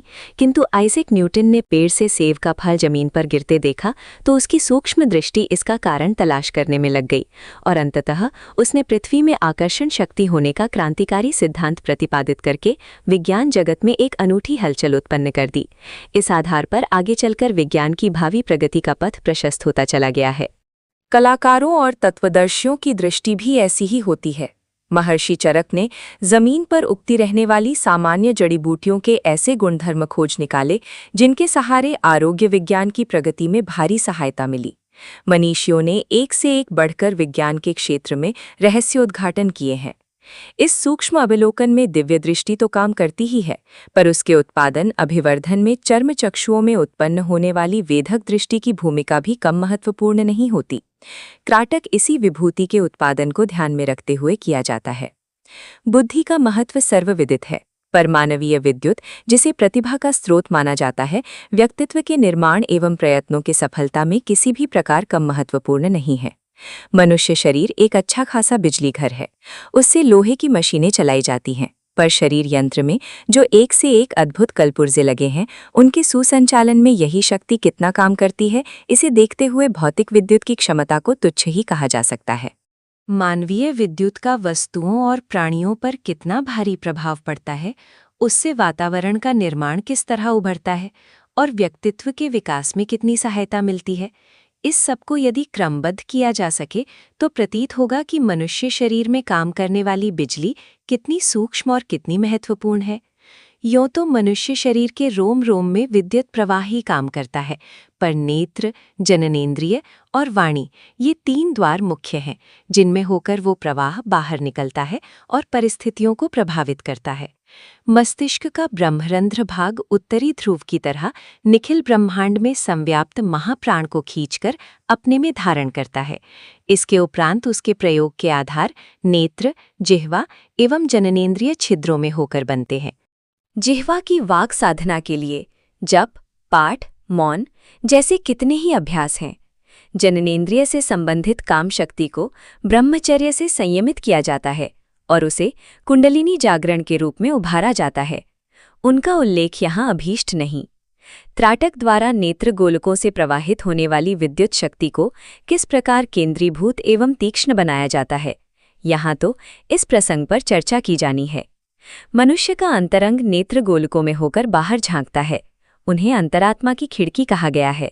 प्रेम, द्वेष एवं उपेक्षा जैसी अंतःस्थिति को आंख मिलाते ही देखा और समझा जाता है। काम कौतुक का सूत्र संचार नेत्रों द्वारा ही होता है। नेत्रों के सौंदर्य एवं प्रभाव की चर्चा करते करते कवि कलाकार थकते नहीं। एक से एक बड़े उपमा अलंकार उनके लिए प्रस्तुत करते ही रहते हैं। दया, क्षमा, करुणा, ममता, पवित्रता, सज्जनता, सहृदयता जैसी आत्मिक सद्भावनाओं को अथवा इनके ठीक विपरीत दुष्ट दुर्भावनाओं को किसी के नेत्रों में नेत्र डालकर जितनी सरलतापूर्वक समझा जा सकता है, उतना और किसी प्रकार नहीं। कहा जा चुका है कि दिव्य चक्षुओं से संभव हो सकने वाली सूक्ष्म दृष्टि और चर्म चक्षुओं की एकाग्रता युक्त तीक्ष्णता की साधना को त्राटक कहते हैं। इसका योगाभ्यास में अति महत्वपूर्ण स्थान है। छोटे बच्चों को नज़र लग जाने, बीमार पड़ने, नए सुंदर मकान को नज़र लगने से दरार पड़ जाने जैसी किंवदंतियां अक्सर सुनी जाती हैं। इनमें प्रायः अंधविश्वासों का ही पुट रहता है। फिर भी मानवीय विद्युत विज्ञान की दृष्टि से ऐसा हो सकना असंभव नहीं है। भेदक दृष्टि में हानिकारक और लाभदायक दोनों तत्व रहते हैं। ये तो सामान्य स्तर के त्राटक उपचार का क्रिया कौतुक हुआ।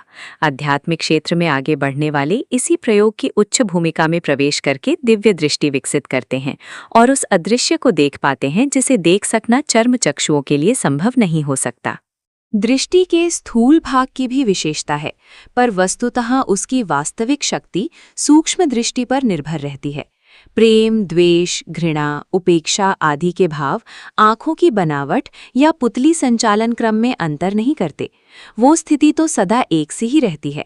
अंतर पड़ता है उस भाव संदोह का जो आँखों में सूक्ष्म प्रक्रिया बनकर झांकता है और सामने वाले को अपने अंतरंग के सारे भेद बताकर स्थिति से अवगत करा देता है। स्थूल दृष्टि के पीछे सूक्ष्म दृष्टि ही अपना काम कर रही होती है।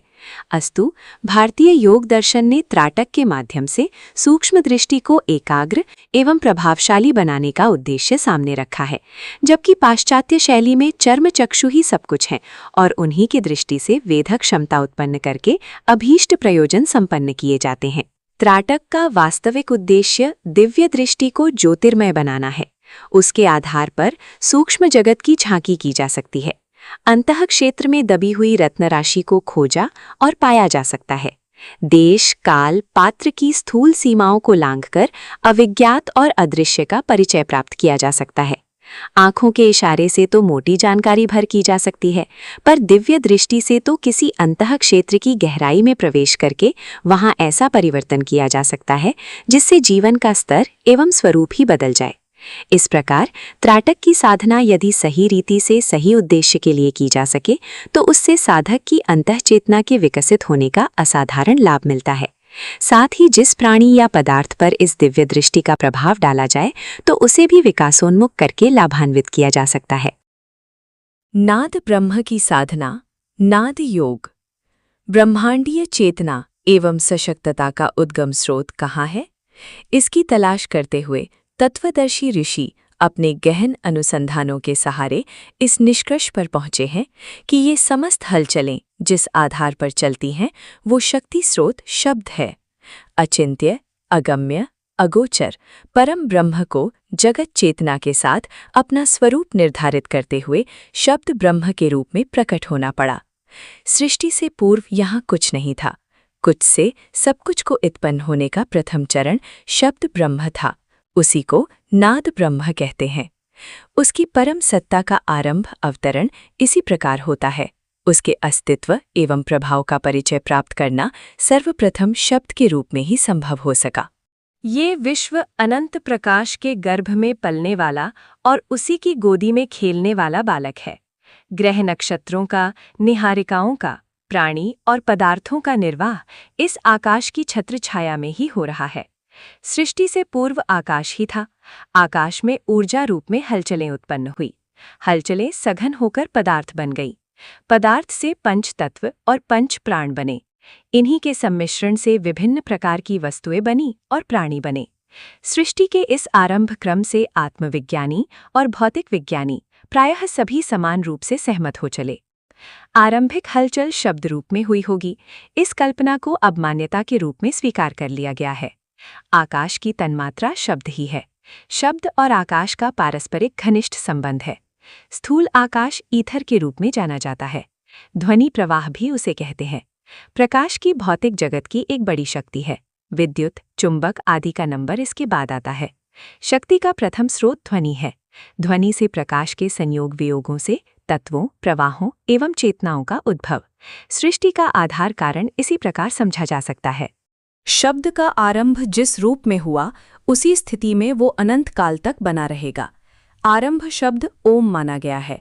ये कान से पात्र पर हथौड़ी पड़ने से उत्पन्न झंझनाहट, थरथराहट की तरह का प्रवाह है। घड़ियाल पर लकड़ी की हथौड़ी मारकर आरती के समय जो ध्वनि उत्पन्न की जाती है उसे ओमकार के समतुल्य माना जा सकता है। ओ शब्द का आरंभ और उसके प्रवाह में अर्ध अनुस्वारों की श्रृंखला जोड़ दी जाए तो यही ओम बन जाएगा। उसके उच्चारण का स्वरूप समझाते हुए ओ शब्द के आगे 3 का अंक लिखा जाता है। तदुपरांत आधा म लिखते हैं। 3 का अंक लिखने का अर्थ है उसे अपेक्षाकृत अधिक जोर से बोला जाए। हस्व, दीर्घ, प्लुत के संकेतों से 3 गुनी शक्ति से बोले जाने वाले अक्षर को प्लुत कहते हैं। इसका अर्थ ये हुआ कि ओ शब्द को सामान्य की अपेक्षा 3 गुनी क्षमता से बोला जाए। तदुपरांत उसके साथ अर्ध म की अर्ध बिंदु, अर्ध अनुस्वारों की एक कड़ी जोड़ दी जाए। यही ओम का उच्चारण है। ओ, 3, म इन तीनों का संक्षिप्त मोनोग्राम ओम के रूप में लिखा जाता है। यही वो स्वरूप है जिसका सृष्टि आरंभ के लिए उद्भव हुआ और उसी की पुनरावृत्ति पराप्रकृति के अंतराल में यथावत होती आ रही है। जागतिक समस्त विधि व्यवस्थाएं उसी उद्गम से आरंभ होती हैं और गतिशील रहती हैं। घड़ी में पेंडुलम हिलता है, उससे अनायास ही एक स्वसंचालित प्रवाह बनता है, जिसके आधार पर न केवल पेंडुलम की अपनी क्रिया प्रक्रिया चलती है, वरन घड़ी के अन्य पुर्जों को गतिशील बनाने के लिए अभीष्ट क्षमता की आवश्यकता की पूर्ति होती है। परा और अपरा, चेतन और जड़ प्रकृति को यदि एक घड़ी यंत्र माना जाए तो उसके संचालन की उद्गम व्यवस्था बनाने वाली शक्ति को ओंकार का ध्वनि प्रवाह कह सकते हैं। ये अनवरत रूप से होता रहता है। एक के बाद दूसरे आघात का क्रम चलता रहता है। इन आघातों को प्रकृति पुरुष के संयोग समागम की उत्पत्ति कहा गया है।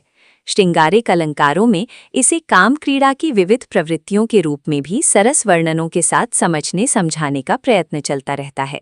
इसे दार्शनिकता और कवित्व का सम्मिश्रण कह सकते हैं। शक्ति की धाराएं अनेक हैं, पर यदि उनके उद्गम केंद्र तक पहुंचा जा सके तो उन सभी धाराओं पर अधिकार प्राप्त किया जा सकता है जो उस केंद्र संस्थान से उद्भूत होती हैं। राजधानी पर राजा के किले पर कब्जा हो जाने से उस प्रवाह में चलने वाले सारे क्षेत्र पर अधिकार हो जाता है। सहस्रार चक्र की साधना में सफलता मिलने पर समूची जीवन सत्ता वशवर्ती हो जाती है। सृष्टि का उद्गम केंद्र ब्रह्म ओमकार यदि सिद्ध किया जा सके तो समूची सृष्टि प्रवाह के साथ तारतम्य मिलना संभव हो जाता है। तब इस विश्व वैभव का अभीष्ट सत्प्रयोजनों के लिए उपयोग कर सकने में कठिनाई नहीं रहती। विशेषतः आत्मविश्वास पर तो पूरी तरह अधिकार हो ही जाता है।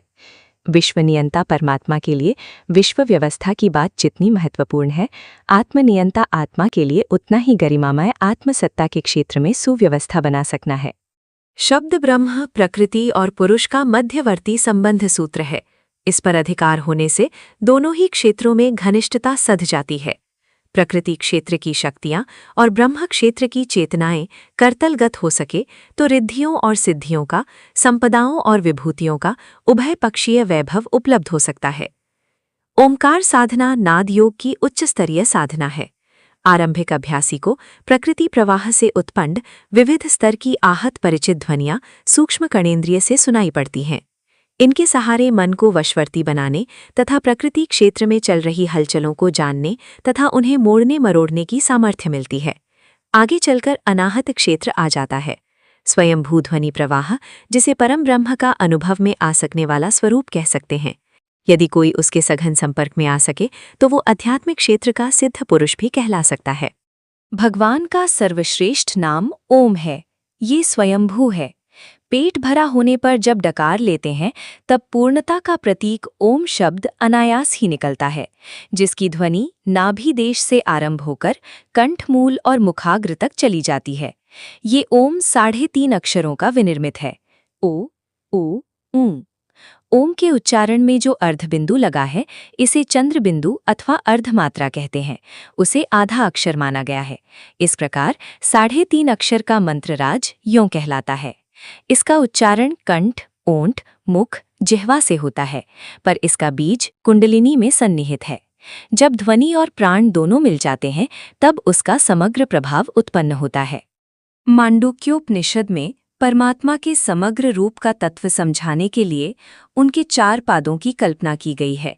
नाम और नामी की एकता प्रतिपादन करने के लिए भी और नाद शक्ति के परिचय रूप में अ, उ और म इन 3 मात्राओं के साथ और मात्रा रहित उसके अव्यक्त रूप के साथ परब्रह्म परमात्मा के एक पाद की समता दिखलाई गई है और ओमकार को ही परमात्मा का अभिन्न स्वरूप मानकर ये बताया गया है। ओमित्य तदक्षरमिदं सर्वं तस्योपव्याख्यानं भूतं भवद् भविष्यति इति सर्वं ओंकारः एव। यच्चान्यत् त्रिकालातीतं तदप्योंकारः एव। मांडूक्योपनिषद 1। ओम यह अक्षर ही पूर्ण अविनाशी परमात्मा है। यह प्रत्यक्ष दिखाई देने वाला जड़ चेतन का समुदाय रूप जगत उन्हीं का उपव्याख्यान अर्थात उन्हीं की निकटतम महिमा का निर्देशक है। जो स्थूल एवं सूक्ष्म जगत पहले उत्पन्न होकर उसमें विलीन हो चुका है, जो वर्तमान है, जो भविष्य में उत्पन्न होगा, वह सब का सब ओमकार ब्रह्म का नाद स्वरूप ही है। तीनों कालों से अतीत इससे भिन्न है, वह भी ओमकार ही है। स्थूल, सूक्ष्म और कारण, जो कुछ भी दृश्य अदृश्य है, उसका संचालन ओंकार की स्फुरणा से ही हो रहा है। ये जो उनका अभिव्यक्त अंश और उससे अतीत भी जो कुछ है, वो सब मिलकर ही परब्रह्म परमात्मा का समग्र रूप है। पूर्ण ब्रह्म की प्राप्ति के लिए उसकी नाद शक्ति का परिचय प्राप्त करना आवश्यक है।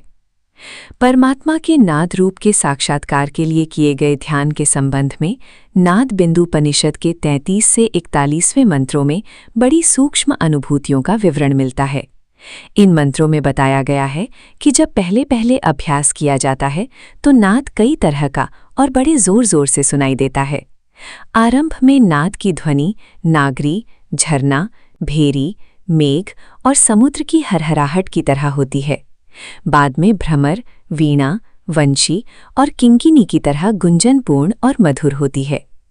ध्यान को धीरे धीरे बढ़ाया जाता है और उससे मानसिक ताप का शमन होना भी बताया गया है। तैत्तिरीयोपनिषद के 3 अनुवाक में ऋषि ने लिखा है, वाणी में शारीरिक और आत्म विषयक दोनों तरह की उन्नति करने की सामर्थ्य भरी हुई है। जो इस रहस्य को जानता है वो वाक शक्ति पाकर उसके द्वारा अभीष्ट फल प्राप्त करने में समर्थ होता है। ओमकार ध्वनि से प्रस्फुटित होने वाला ब्रह्म इतना सशक्त और सर्वशक्तिमान है कि वो सृष्टि के किसी भी कण को स्थिर नहीं होने देता।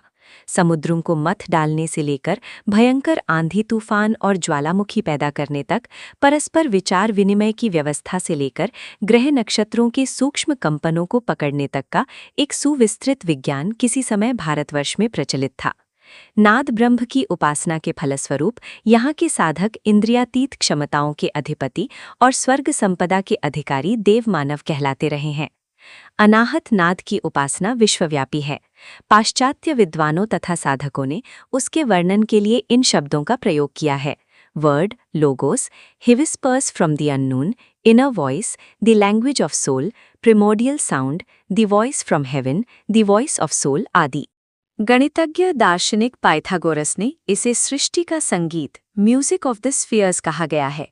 व्यष्टि, माइक्रोकॉज़म को समष्टि, मैक्रोकॉज़म से जोड़ने से नाद साधना अत्यंत उपयोगी सिद्ध होती है। स्वामी विवेकानंद ने ओम शब्द को समस्त नाम तथा रूपांतरों की एक जननी, mother of names and forms कहा है। भारतीय मनीषियों ने इसे प्रणव ध्वनि, उद्गीत, स्टोफ आदि नाम, अनाहत ब्रह्मनाद आदि अनेक नामों से पुकारा है। बाइबल में कहा गया है, आरंभ में शब्द था, शब्द ईश्वर के साथ था और शब्द ईश्वर था। In the beginning was the word was with God, the word was God. Shiva Purana के उमा संहिता खंड के 26वें अध्याय में अनाहत नाद संबंधी विशेष विवरण और महात्म्य मिलता है। भगवान शिव पार्वती से कहते हैं, अनाहत नाद कालजयी है। इसकी साधना करने वाला इच्छा अनुसार मृत्यु को जीत लेता है, सर्वज्ञाता और संपूर्ण सिद्धियों का अधिपति बनता है। उसकी सूक्ष्मता बढ़ जाती है और भवसागर के बंधन कट जाते हैं।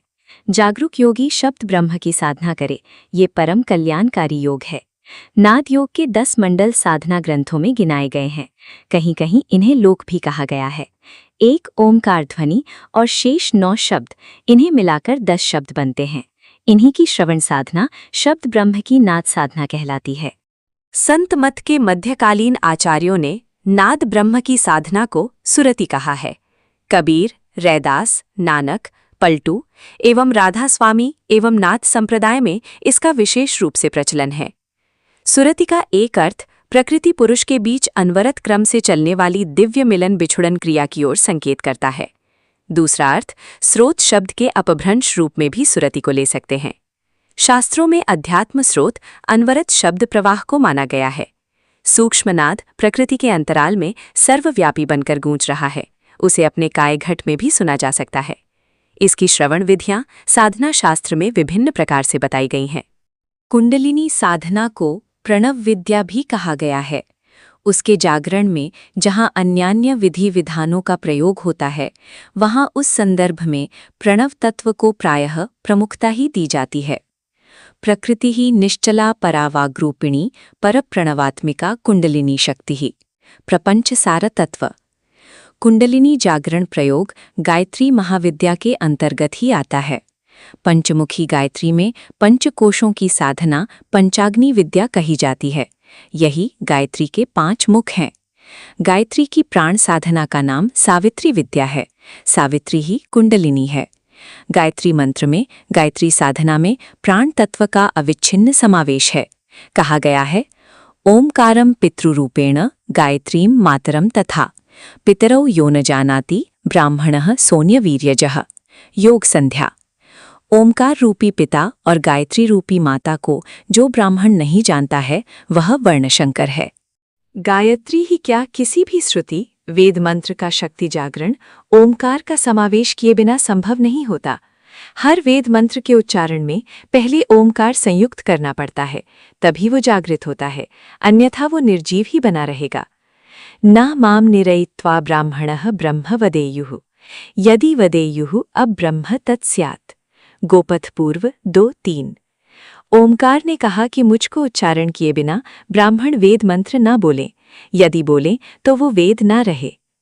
साधना मार्ग पर जिस लक्ष्य वेद के लिए चला जाता है उसमें ओमकार को धनुष की तरह और आत्मा को बाण की तरह प्रयोग किया जाता है।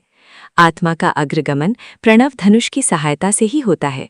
कहा गया है, प्रणवो धनुः शरोह्यात्मा ब्रह्मतल्लक्ष्यमुच्यते अप्रमत्तेन वेद्यव्यम शरवत् तन्मयो भवेत्। ओमकार रूपी धनुष में आत्मा का बाण चढ़ाकर स्फूर्तिपूर्वक ब्रह्म लक्ष्य में वेद देना चाहिए। कुंडलिनी प्रणव रूपिणी शक्ति तंत्र।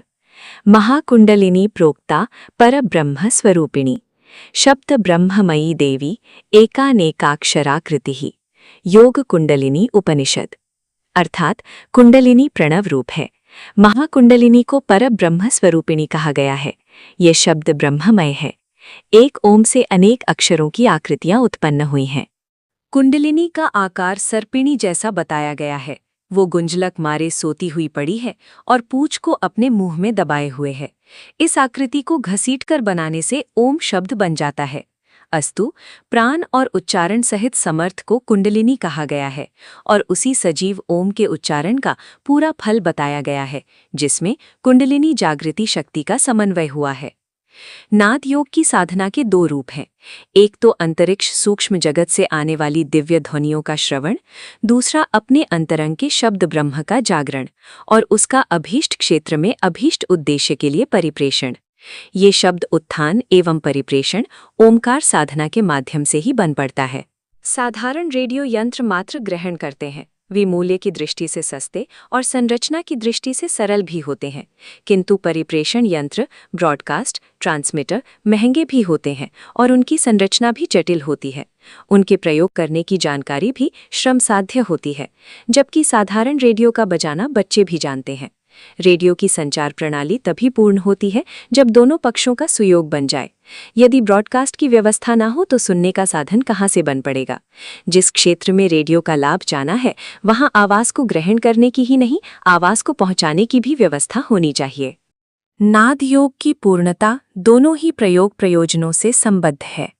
कानों के छिद्र बंद करके दिव्य लोक से आने वाले ध्वनि प्रवाहों को सुनने के साथ साथ ये साधन भी रहना चाहिए कि साधक अपने अंतः क्षेत्र से शब्द शक्ति का उत्थान कर सके। इसी अभ्यास के सहारे अन्यान्य मंत्रों की शक्ति सुदूर क्षेत्रों तक पहुंचाई जा सकती है। वातावरण को प्रभावित करने, परिस्थितियां बदलने एवं व्यक्तियों को सहायता पहुंचाने के लिए मंत्र शक्ति का प्रयोग परावाणी से होता है। चमड़े की जीभ से निकलने वाली वैखरी ध्वनि तो जानकारियों का आदान प्रदान भर कर सकती है। मंत्र की क्षमता तो परा और पश्यंती वाणियों के सहारे प्रचंड बनती और लक्ष्य तक पहुंचती है। परावाक का जागरण ओमकार साधना से संभव होता है।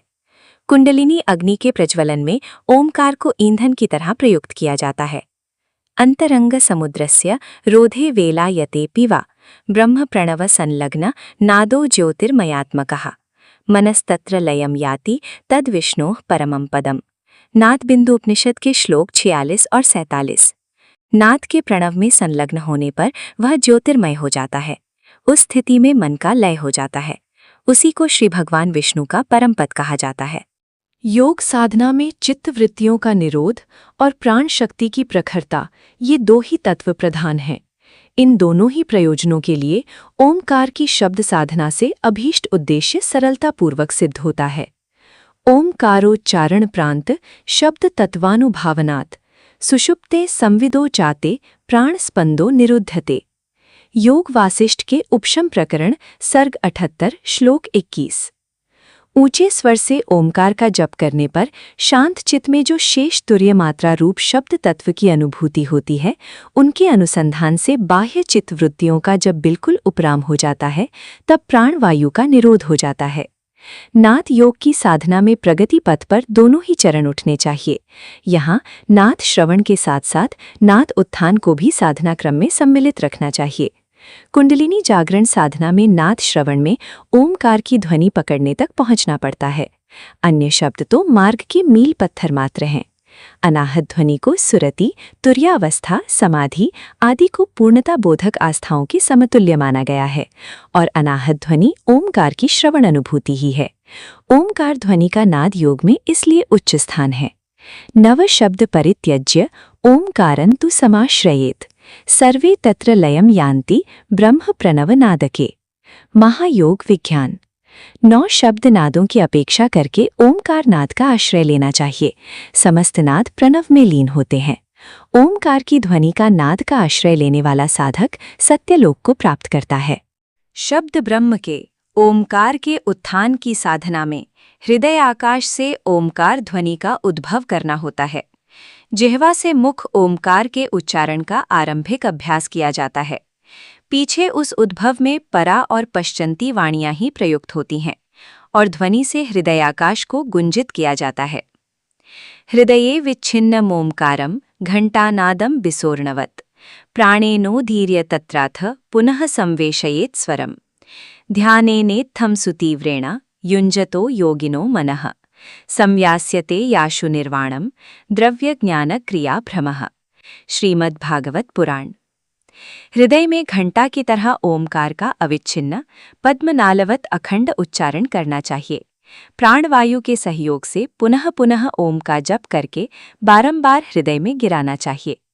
इस तीव्र ध्यान विधि से योगाभ्यास करने वाले का मन शीघ्र ही शांत हो जाता है और सारे सांसारिक भ्रमों का निवारण हो जाता है। नादारंभे भवेत् सर्वगात्राणां भञ्जनं ततः शिरसः कंपनं पश्चात् सर्वदेहस्य कंपनम। योग रसायनम के श्लोक 254। नाद के अभ्यास के दृढ़ होने पर आरंभ में पूरे शरीर में हलचल सी मचती है, फिर सिर में कंपन होता है, इसके पश्चात संपूर्ण देह में कंपन होता है।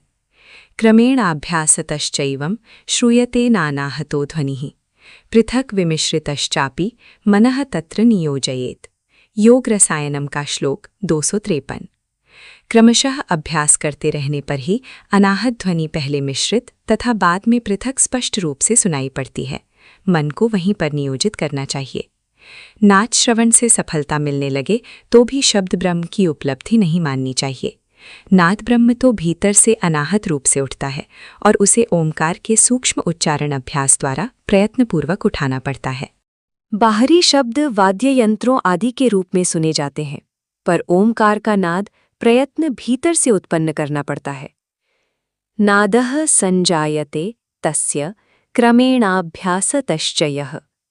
शिव संहिता के 5वें अध्याय का 40वां श्लोक। अभ्यास करने से नाद की उत्पत्ति होती है। यह शीघ्र फलदाता है।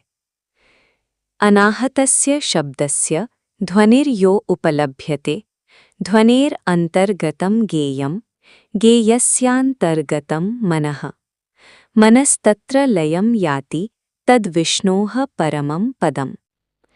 हठयोग प्रदीपिका के चतुर्थ उपदेश का 100वां श्लोक। अनाहत ध्वनि सुनाई पड़ती है। उस ध्वनि के भीतर स्वप्रकाश चैतन्य रहता है और उस गेय के भीतर मन रहता है, और मन जिस स्थान में लय को प्राप्त होता है उसी को विष्णु का परम धाम कहते हैं। नाद योग की महिमा बताते हुए कहा गया है कि उसके आधार पर दृष्टि की, चित्त की स्थिरता अनायास ही हो जाती है। आत्मकल्याण का परम अवलंबन ये नाद ब्रह्म ही है। दृष्टिः स्थिरा यस्य बिना सदृश्यः वायुः स्थिरो यस्य बिना प्रयत्नम चित्तम स्थिरम यस्य बिनावलंबम स ब्रह्म तारांतरा नादरूपम।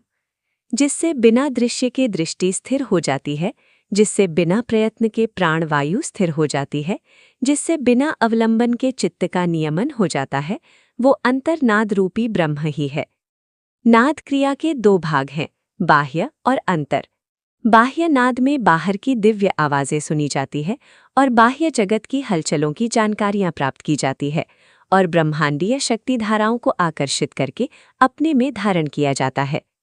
अंतर्नाद में भीतर से शब्द उत्पन्न करके भीतर ही भीतर परिपक्व करके और परिपुष्ट होने पर उसे किसी लक्ष्य विशेष पर, किसी व्यक्ति के अथवा क्षेत्र के लिए फेंका जाता है और उससे अभीष्ट प्रयोजन की पूर्ति की जाती है।